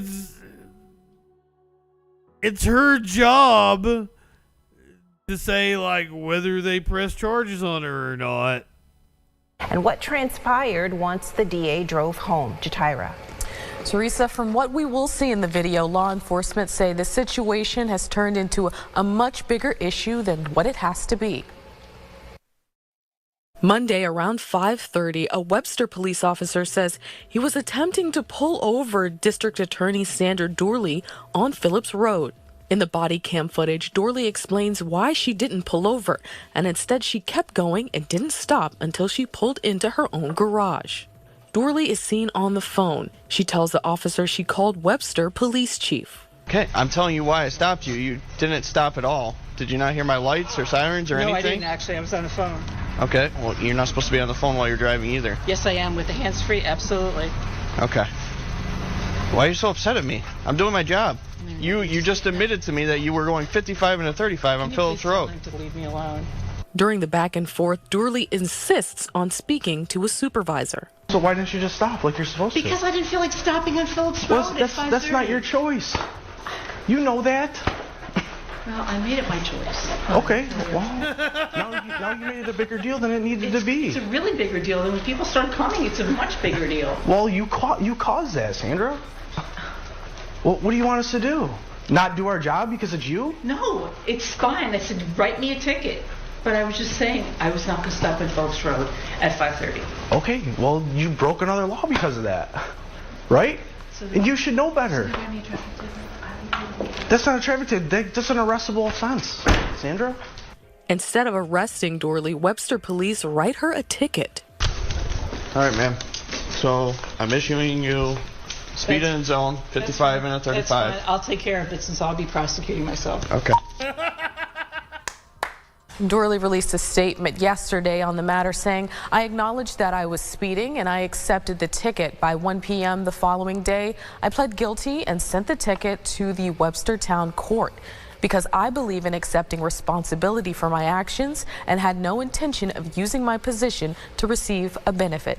Teresa, back to you. All right, Jatira, thank you. Michael Johnson, the director of the social justice group Save Rochester, says they plan to file formal complaints by Monday. In a release today, he writes, Sandra Dorley's blatant disregard for the law must not go unchecked. I reached Johnson by phone tonight. He said if Sandra Dorley, citizen, they would not have been allowed to get away with the behavior she displayed. Yeah, I saw that the ads were rolling. I gotta figure those out. I'll try to do that before the next show, probably Thursday. We'll get back to 5 nights a week shortly. We're gonna stay Sunday through Thursday, probably until August. Do 5 nights a week from August on. I'll get back to posting everything. Freaking news, all that good shit.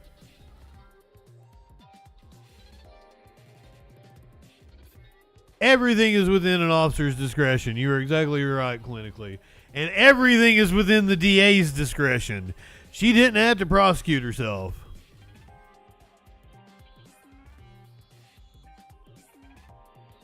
Oh, well, this is an interesting story. This happened 4 days ago, and we're totally going to listen to this. Apparently, a Navy doctor was killed in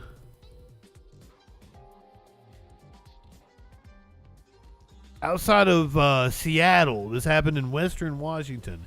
A Navy doctor was killed by Seattle police in a child sex crime sting. Now, a quick note, we are showing some of the video from this shooting. It's disturbing. Viewer discretion is advised. I really am trying to get myself kicked back off of Twitch, aren't I? In August of 2009, official U.S. military video shows the change of command ceremony for Navy Captain Bruce C. Meneely, commander of the Joint Medical Group at Guantanamo Bay. I think this is one of the best joint commands I've ever. Well, fuck him anyway. Working with. Hey, Officer Thomas, Seattle. On April 17th, 2024, Seattle police greeted Meneely inside this hotel in Tequila. Investigators say Meneely came to the hotel to meet an 11-year-old and a 7-year-old girl, but it was a part of a Seattle children's sex crime sting operation. Whoa! Video from Seattle police shows Meneely immediately pull a gun from inside of his coat as soon as the door opens. I dug into Meneely's military service and criminal history. According to a military report, on top of commanding the medical group at Guantanamo, Meneely also was the commander of the NATO Role 3 multinational medical unit at an airfield in Afghanistan in 2012. In 2016, Meneely was quoted in a New York Times report on Guantanamo Bay. A year after the New York Times story, Meneely was arrested in a prostitution sting out of Kitsap County. Probable cause documents I obtained say Meneely went to a hotel expecting to have unprotected sex with a prostitute for a little more than $100. But just like last week's incident, this was a law enforcement sting. Documents say while in custody, Meneely admitted to investigators that he had gotten away with paying a prostitute for sex within the last year and contacted several others, but claimed he never actually met them. Documents say he also admitted to detectives he had been arrested previously in Texas for the same crime. During the interview with detectives, Meneely blamed his sex life with his wife for the reason he was trying to pay for sex. Seattle police tell me they're investigating the deadly shooting from last week, but have no new information to release. A military official tells me they're working to get more details on Meneely's role in the Navy. Internet sex crimes against children are becoming an insidious problem for the state of Washington. Investigators tell me some of the biggest reasons are due to COVID and new technologies. Seattle police report in 2023, there was a 76% increase in cases of child enticement. Reporting in Tequila, I'm AJ Janova, Fox 13 News.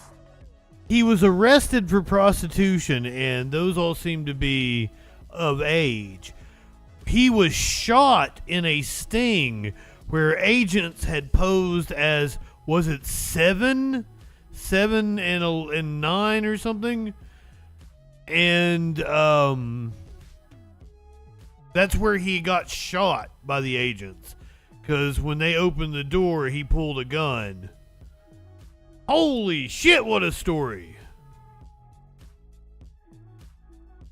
The most absurd news, politics, and current events on the internet.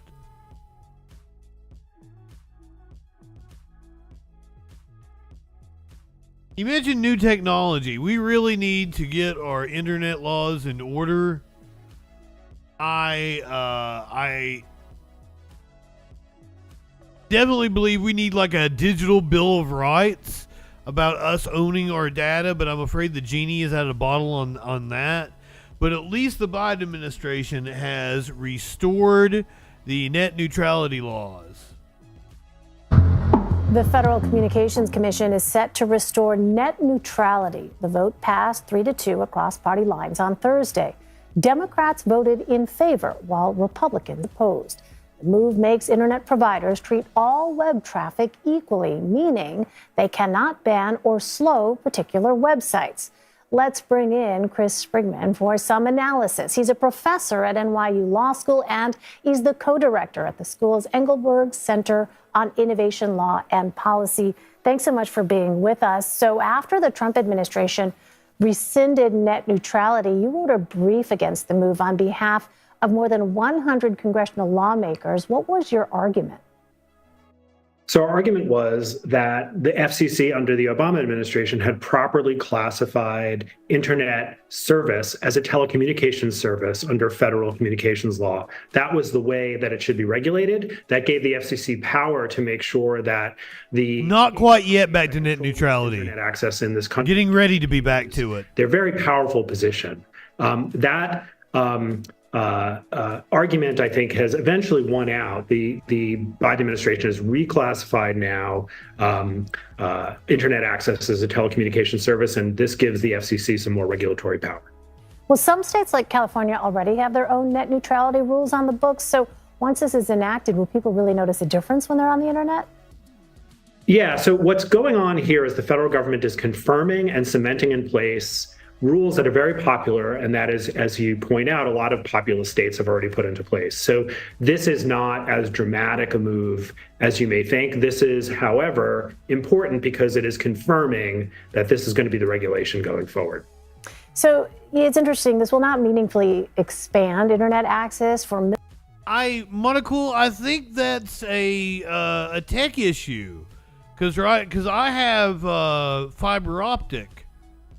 I don't think the lines can handle as much upload speed. I may be wrong on that, but because I have fiber optic, I have the same upload speed. Yeah, nationalize fiber optic for everybody, because this shit's amazing. I love it.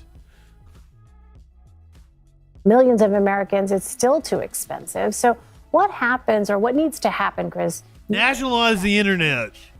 Yeah, that's absolutely right. So net neutrality is great. It prevents incumbents who control access to the internet, cable companies, from discriminating against services that you might want to access. But it's not going to make broadband access cheaper. The FCC has a lot of power to do that. But if you look at the FCC order, they say, well, we're not going to regulate price. We're not going to require something called local loop unbundling. They disclaim the intent to do the things that could make broadband cheaper. Now, maybe one of the reasons for that is they see competition coming from so-called 5G mobile services, which actually can be used in many areas to provide quite speedy home internet access. So the FCC can do a lot without regulating prices or mandating network access. They can do a lot to ease the entry of those 5G providers by, for example, reallocating spectrum and redoing rules to make spectrum usage more efficient, more effective. Maybe that's what they have in mind. We'll see. All right, more to come. Professor Chris Sprigman. I've got a cat whining behind me. Any cats? I don't see a...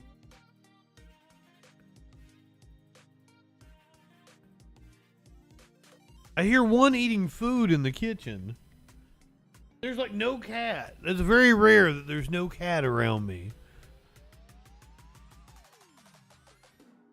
Cat riot time, apparently. Might be one in the box. I think I saw a movement in that box over there.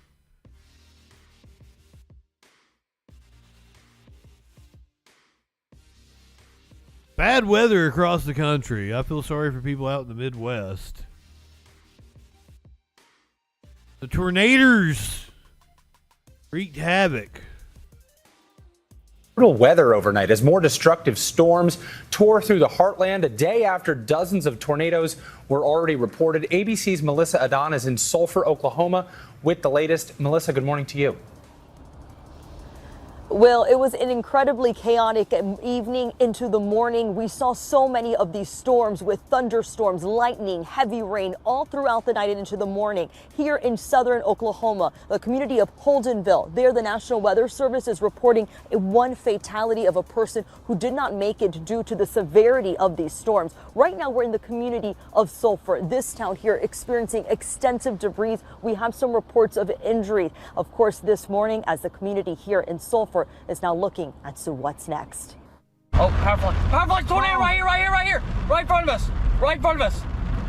Oh my God! Overnight, a dramatic tornado outbreak across the nation's heartland. Big tornado on the ground in Sulphur.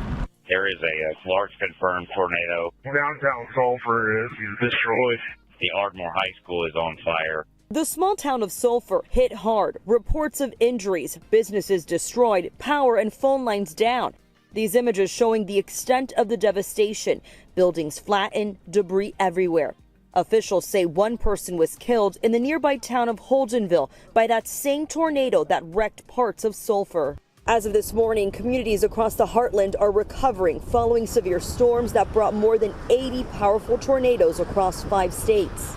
More than 24 twisters in Nebraska alone. God damn. Service surveys the damage, finding EF3 and EF2 damage in Douglas County, where officials say there were about a couple dozen injuries, but everyone survived. For that big of a storm, to have the property damage that it was so extensive, but the loss of life, that's a tremendous attribute of the city of Omaha. Wow. In Waverly, Nebraska, Jason Sunday says he just moved into his brand new home a month ago. Much of the neighborhood now destroyed. We could see it form behind it, and then once it hit that house, it obliterated. You can see there's nothing left on the ground, but it was just sticks. It wasn't a formed home. In Iowa, at least 10 tornadoes touching down, 4 people injured, and more than 100 structures damaged, according to officials. Residents there now picking up the pieces. Meantime, federal assistance on its way for Nebraska following these historic tornadoes. Families hoping for a break in the severe weather to give them an opportunity to begin the recovery process. And the threat of severe weather continues today. It has been relentless throughout the week, and so many families on alert throughout the heartland. And yet again, they're going to have to experience that moment, as so many families are just waiting for that break for when they can recover. Will? Our thoughts with everyone affected. Melissa, thank you. And we're going to turn now to Samara Theodore. She's here with today's storm forecast. Samara, good morning. Good morning, Will. So here's a look at the line of storms that just impacted where Melissa is in Sulphur, Oklahoma. This summer is going to be like apocalyptical. And all the fucking cicadas and shit. We got both like the 11-year and the 17-year cicadas. And it's going to be a bad fire season. It's going to be a bad hurricane season. And it's a hell of a bad tornado season. Holy shit. It's now driving into the eastern part of the state, headed into Arkansas and Missouri. That's over the earthquakes. I didn't even mention Taiwan had another earthquake. We were watching the building that was like collapsed in its foundation. That was like 3 or 4 weeks ago. It had another one last week. We had the earthquakes on the East Coast. Shit's getting weird. If I believed in God, now would be the time to start praying. I don't, though. Last 3 hours. Now, over the last 48 hours, we have seen numerous tornado reports. 108. Wu-Tang ain't nothing to fuck with. It doesn't mean that there was 118 tornadoes on the ground, but it does mean that we saw that many reports. Also, tons of hail reports, a litany of wind reports as well, and the threat persists today. Here's what I want you to notice. At 12 o'clock, right around lunchtime, things get quiet. You think everything's okay down in Oklahoma and parts in Arkansas. That sun moves in. That's going to energize the atmosphere, and we're going to see those storms bubble right back up, leading to another threat of severe weather, this time from Little Rock down to Shreveport. That's a look at the forecast, Gio. Over to you. All right, let's hope everyone stays safe. Thank you, Samara.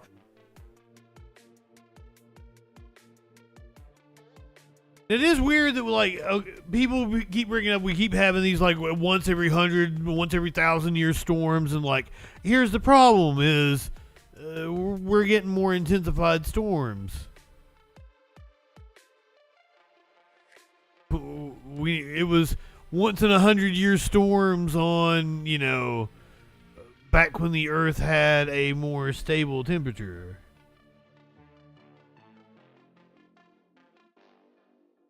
It almost if I see some horses riding through the sky, then I might be like, well, maybe I picked wrong on this one. Let's do a little sports, shall we? We're gonna do some sports. I say let's do some sports and then hit the content warning. Yukon Huskies star Paige Buchers. Hey, buddy, come on. I'm reading the news to the people. There's cat ass. By the way, that is one of the commands. You can do bang cat ass. Yukon Huskies star Paige Buchers breaks her silence after multiple videos are leaked. Newly drafted Indiana Fever star and Yukon star found themselves trending online over the weekend after someone got a hold of some private pictures and videos and exposed them for everyone to see. Caitlin Clark did not take pictures or videos of herself, but someone did sneak up on her while she was taking a shower, as she could be seen covering herself while in shock and holding a razor. Paige Buchers got it much worse than Caitlin Clark, as she was seen in significantly compromising positions with another woman in several photos and videos that showed a lot more action going on. Where are these videos located? What site, so I can be sure to avoid them? No, I really don't. I don't. That's the Mac joke from Sunny in Philadelphia. I'm not being a creep. I do not condone this, and I actually do not consume any kind of exploitative porn. Do not reward the fuckers that hack people and leak this kind of shit. This is incredibly disheartening for Paige Buchers, as she may not have come out to people close to her. Oh, fuck. And now she may be forced to do so because of this leak. Support of both would soon take to social media and purposely post uplifting things about them to drown out the real reason why they were trending. Paige Buchers took notice. On Tuesday, the Yukon Husky star took to social media and finally broke her silence. The devil works hard. We're gonna have to do something about breaking norms and shit in society, about like everybody's got fucking pics going around now. Everybody's gonna have leaks like this going forward. We're gonna have to stop being so prudish about it and making a big deal about it. I don't know, but we shouldn't also accept people fucking hacking and doing revenge porn and shit either. This is tough. Once again, goes back to that digital Bill of Rights we should have, where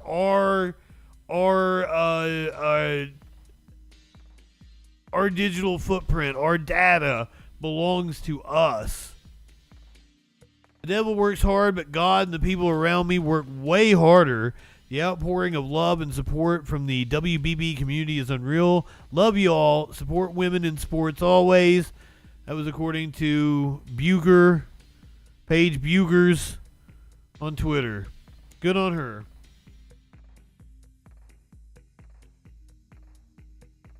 Sucks to be her, but like we've really got to get over like this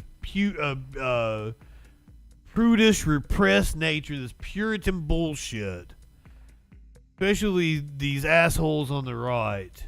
They get upset over the dumbest shit. Like going to Disney World and seeing a person working for them and getting upset just that that person exists. A Christian family paid to meet and greet with Disney's evil queen, but wound up with a man dressed in drag. The story is totally not what it seems either. The evil queen was not the person in drag. Conservative Christian family hazarded a visit to Walt Disney World Resort in Orlando, Florida earlier this month, likely hoping to create some good memories. The parents shelled out hundreds of dollars for dinner at Disney's Wilderness Lodge and a meet and greet with the Evil Queen, also known as Queen Grimhilda. Is that her name? Did I say it right? She is from the classic film Snow White and the Seven Dwarfs. When the time came for their close encounter at the lodge's Artist Point, the family discovered that the actor playing the queen was neither the fairest of them all, nor one among the fairer sex.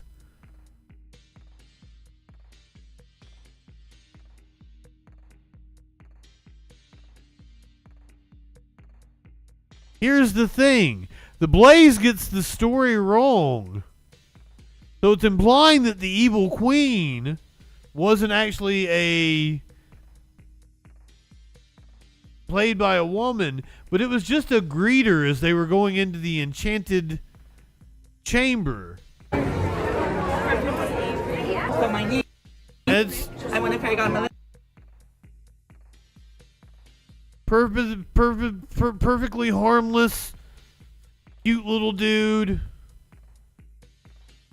I can't even tell if it's even a real dress. Yeah. He's just a greeter. As apprentices, I'm here to shop you around and make all your selections for the day.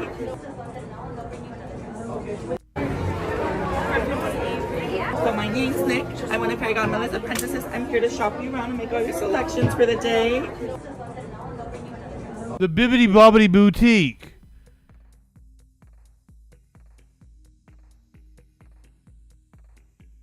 So yeah, they make it seem like this is so wild to me. They wrote this whole story. Christian family paid for a meet and greet with Disney's evil queen, but wound up with a man dressed in drag. It was just a greeter.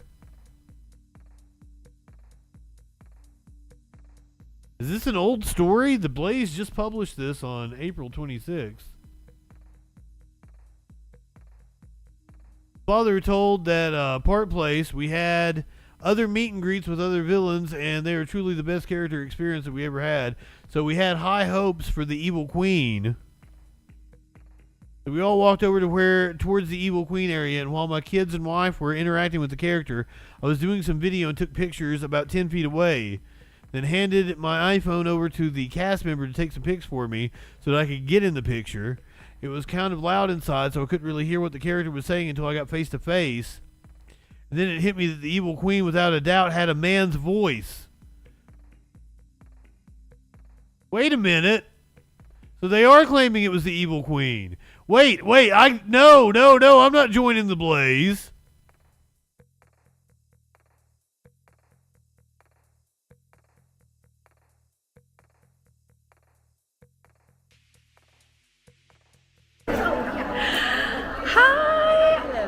I love you. You are my favorite evil queen. Oh my god. I'm also my favorite. We have so much in common. Oh my gosh. Well, let's take a picture. Well, they are amazing, whoever they are. I'm pretty sure that's a cis woman.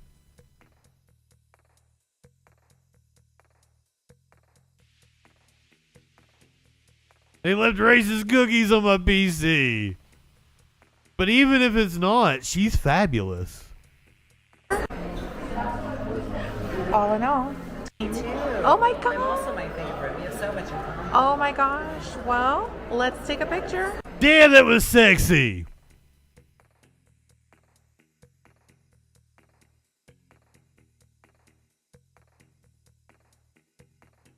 Fucking prudes just getting upset over nothing.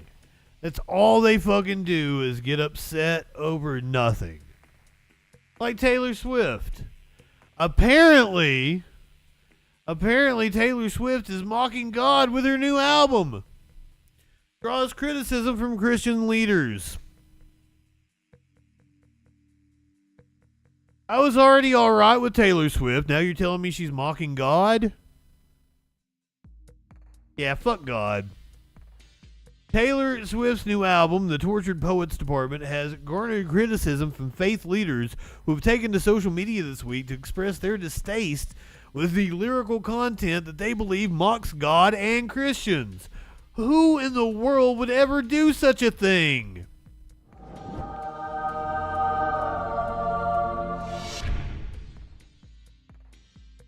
Released last Friday, critics have voiced concern over lyrics that seem to suggest that Christians are both hateful and judgmental. In the song But Daddy I Love Him, Swift sings, "But Daddy I love him, I just learned these people only raise you to cage you. Sarah's and Hannah's in their Sunday best, clutching their pearls, singing what a mess. I just learned these people try and save you, 'cause they hate you."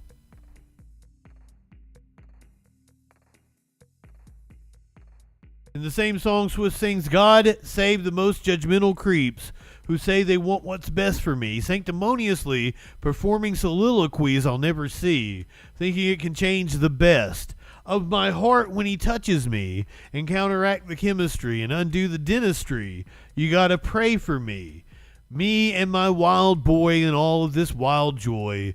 If all you want is gray for me, then it's just white noise and it's just my choice." That's better than most of the Taylor Swift lyrics I've heard. 11 of the 31 songs contain an E under the album's description listing, which stands for explicit. Shane Pruitt, the director of the Southern Baptist Convention, said that I'm definitely not the minister or parent that has the no secular music stance. Also, I fully realize unbelievers are going to act like unbelievers. However, there is a difference between being secular and being anti-Christian.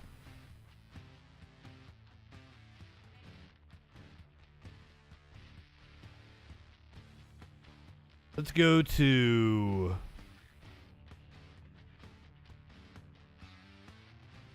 Alex Clark of TPUSA.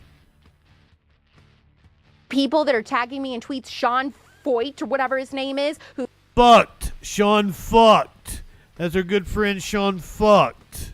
Well, let's not even get into his own controversies and who he aligns with and all the sketchy stuff that this guy, who he surrounds himself with in the Christian community, because that could be a whole nother episode. So it's like, okay, so we're going to take advice from these people who have their own situations, and it's like, so you're never going to watch any Netflix movie, you're never going to listen to any artist. I mean, if this is the criteria that we're going with, you have to say, I'm never going to listen to music. And again, the same people, by the way, Sean's worship music and the stuff he's done with Bethel and Hillsong and all the others, it's like, okay, so is he going to hold himself to the same standard and the people that he aligns with, where you've got these false churches and false preachers that are pumping out this worship music that everybody's listening to, but none of these Christians who are sharing Sean's post are saying like, well, you're making actual worship music that is intended to worship God, that a lot of it is blasphemous.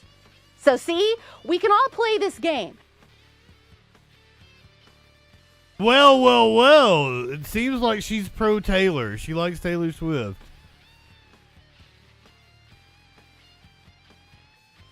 Accused him of being involved in sketchy stuff, which could just be, she thinks he's a false prophet or the church is like demonically possessed or some shit.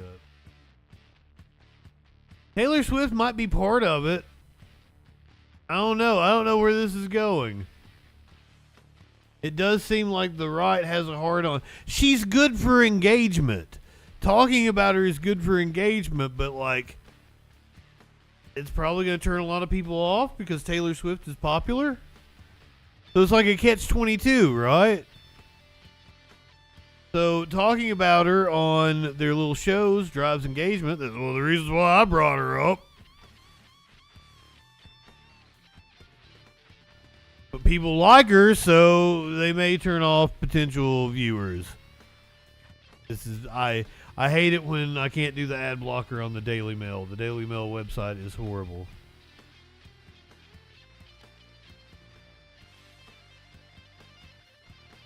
Work, yeah, here we go. We did this story the other day, but apparently the reunion has happened. Heartwarming reunion between Calico Cat from Utah and her owners after she traveled nearly 700 miles to L.A. sneaking into an Amazon package. So we did the story of the missing cat, and they had found her in the Amazon package. Now the kitty has been reunited with their owner. Yeah, that's the Amazon worker that found the kitty. Oh, you think it might be a plant? When is my allergies freaking to kick in? You need fuck you. Fuck these ads. Be reunited with their missing cat. The cat was found 600 miles away in California, and the family says it's a miracle delivered by an Amazon employee. Garna Mejia has this unusual story. She's pretty hidden in there right now. Come on, kitty. Galena is a little timid. She's a hider. It's a game she plays. Yeah. And she has Resonate. It had a thing that wouldn't show me the page with the ad blocker. That's why I had to go to a different browser. a guilty pleasure. She loves to play in boxes. It's just like part of her personality. But it took her a little too far from home. That was the worst part. We just had no idea what happened. 2 weeks ago, Galena vanished. She just mysteriously disappeared.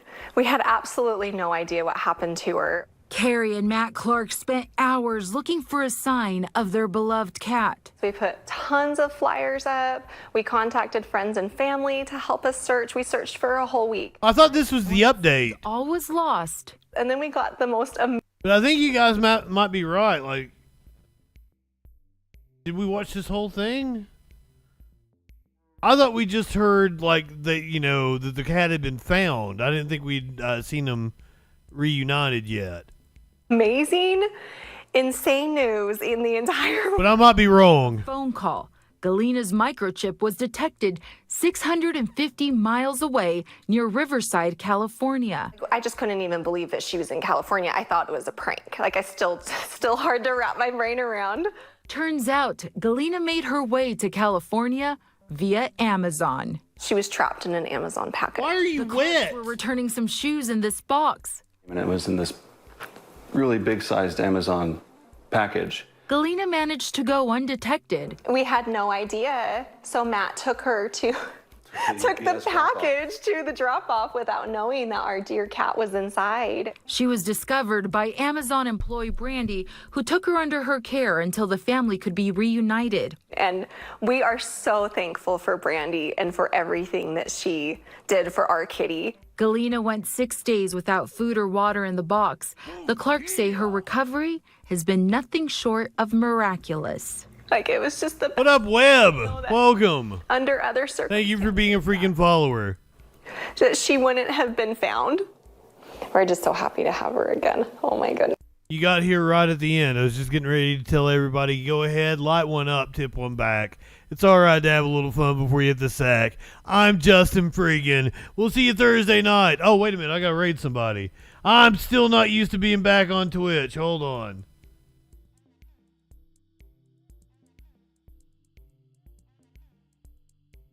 Getting used to everything again. If you're new here, I've been serving a year-long ban on the Twitch. Well, thank you for lurking. Go ahead, light one up, tip one back. It's all right to have a little fun before you hit the sack.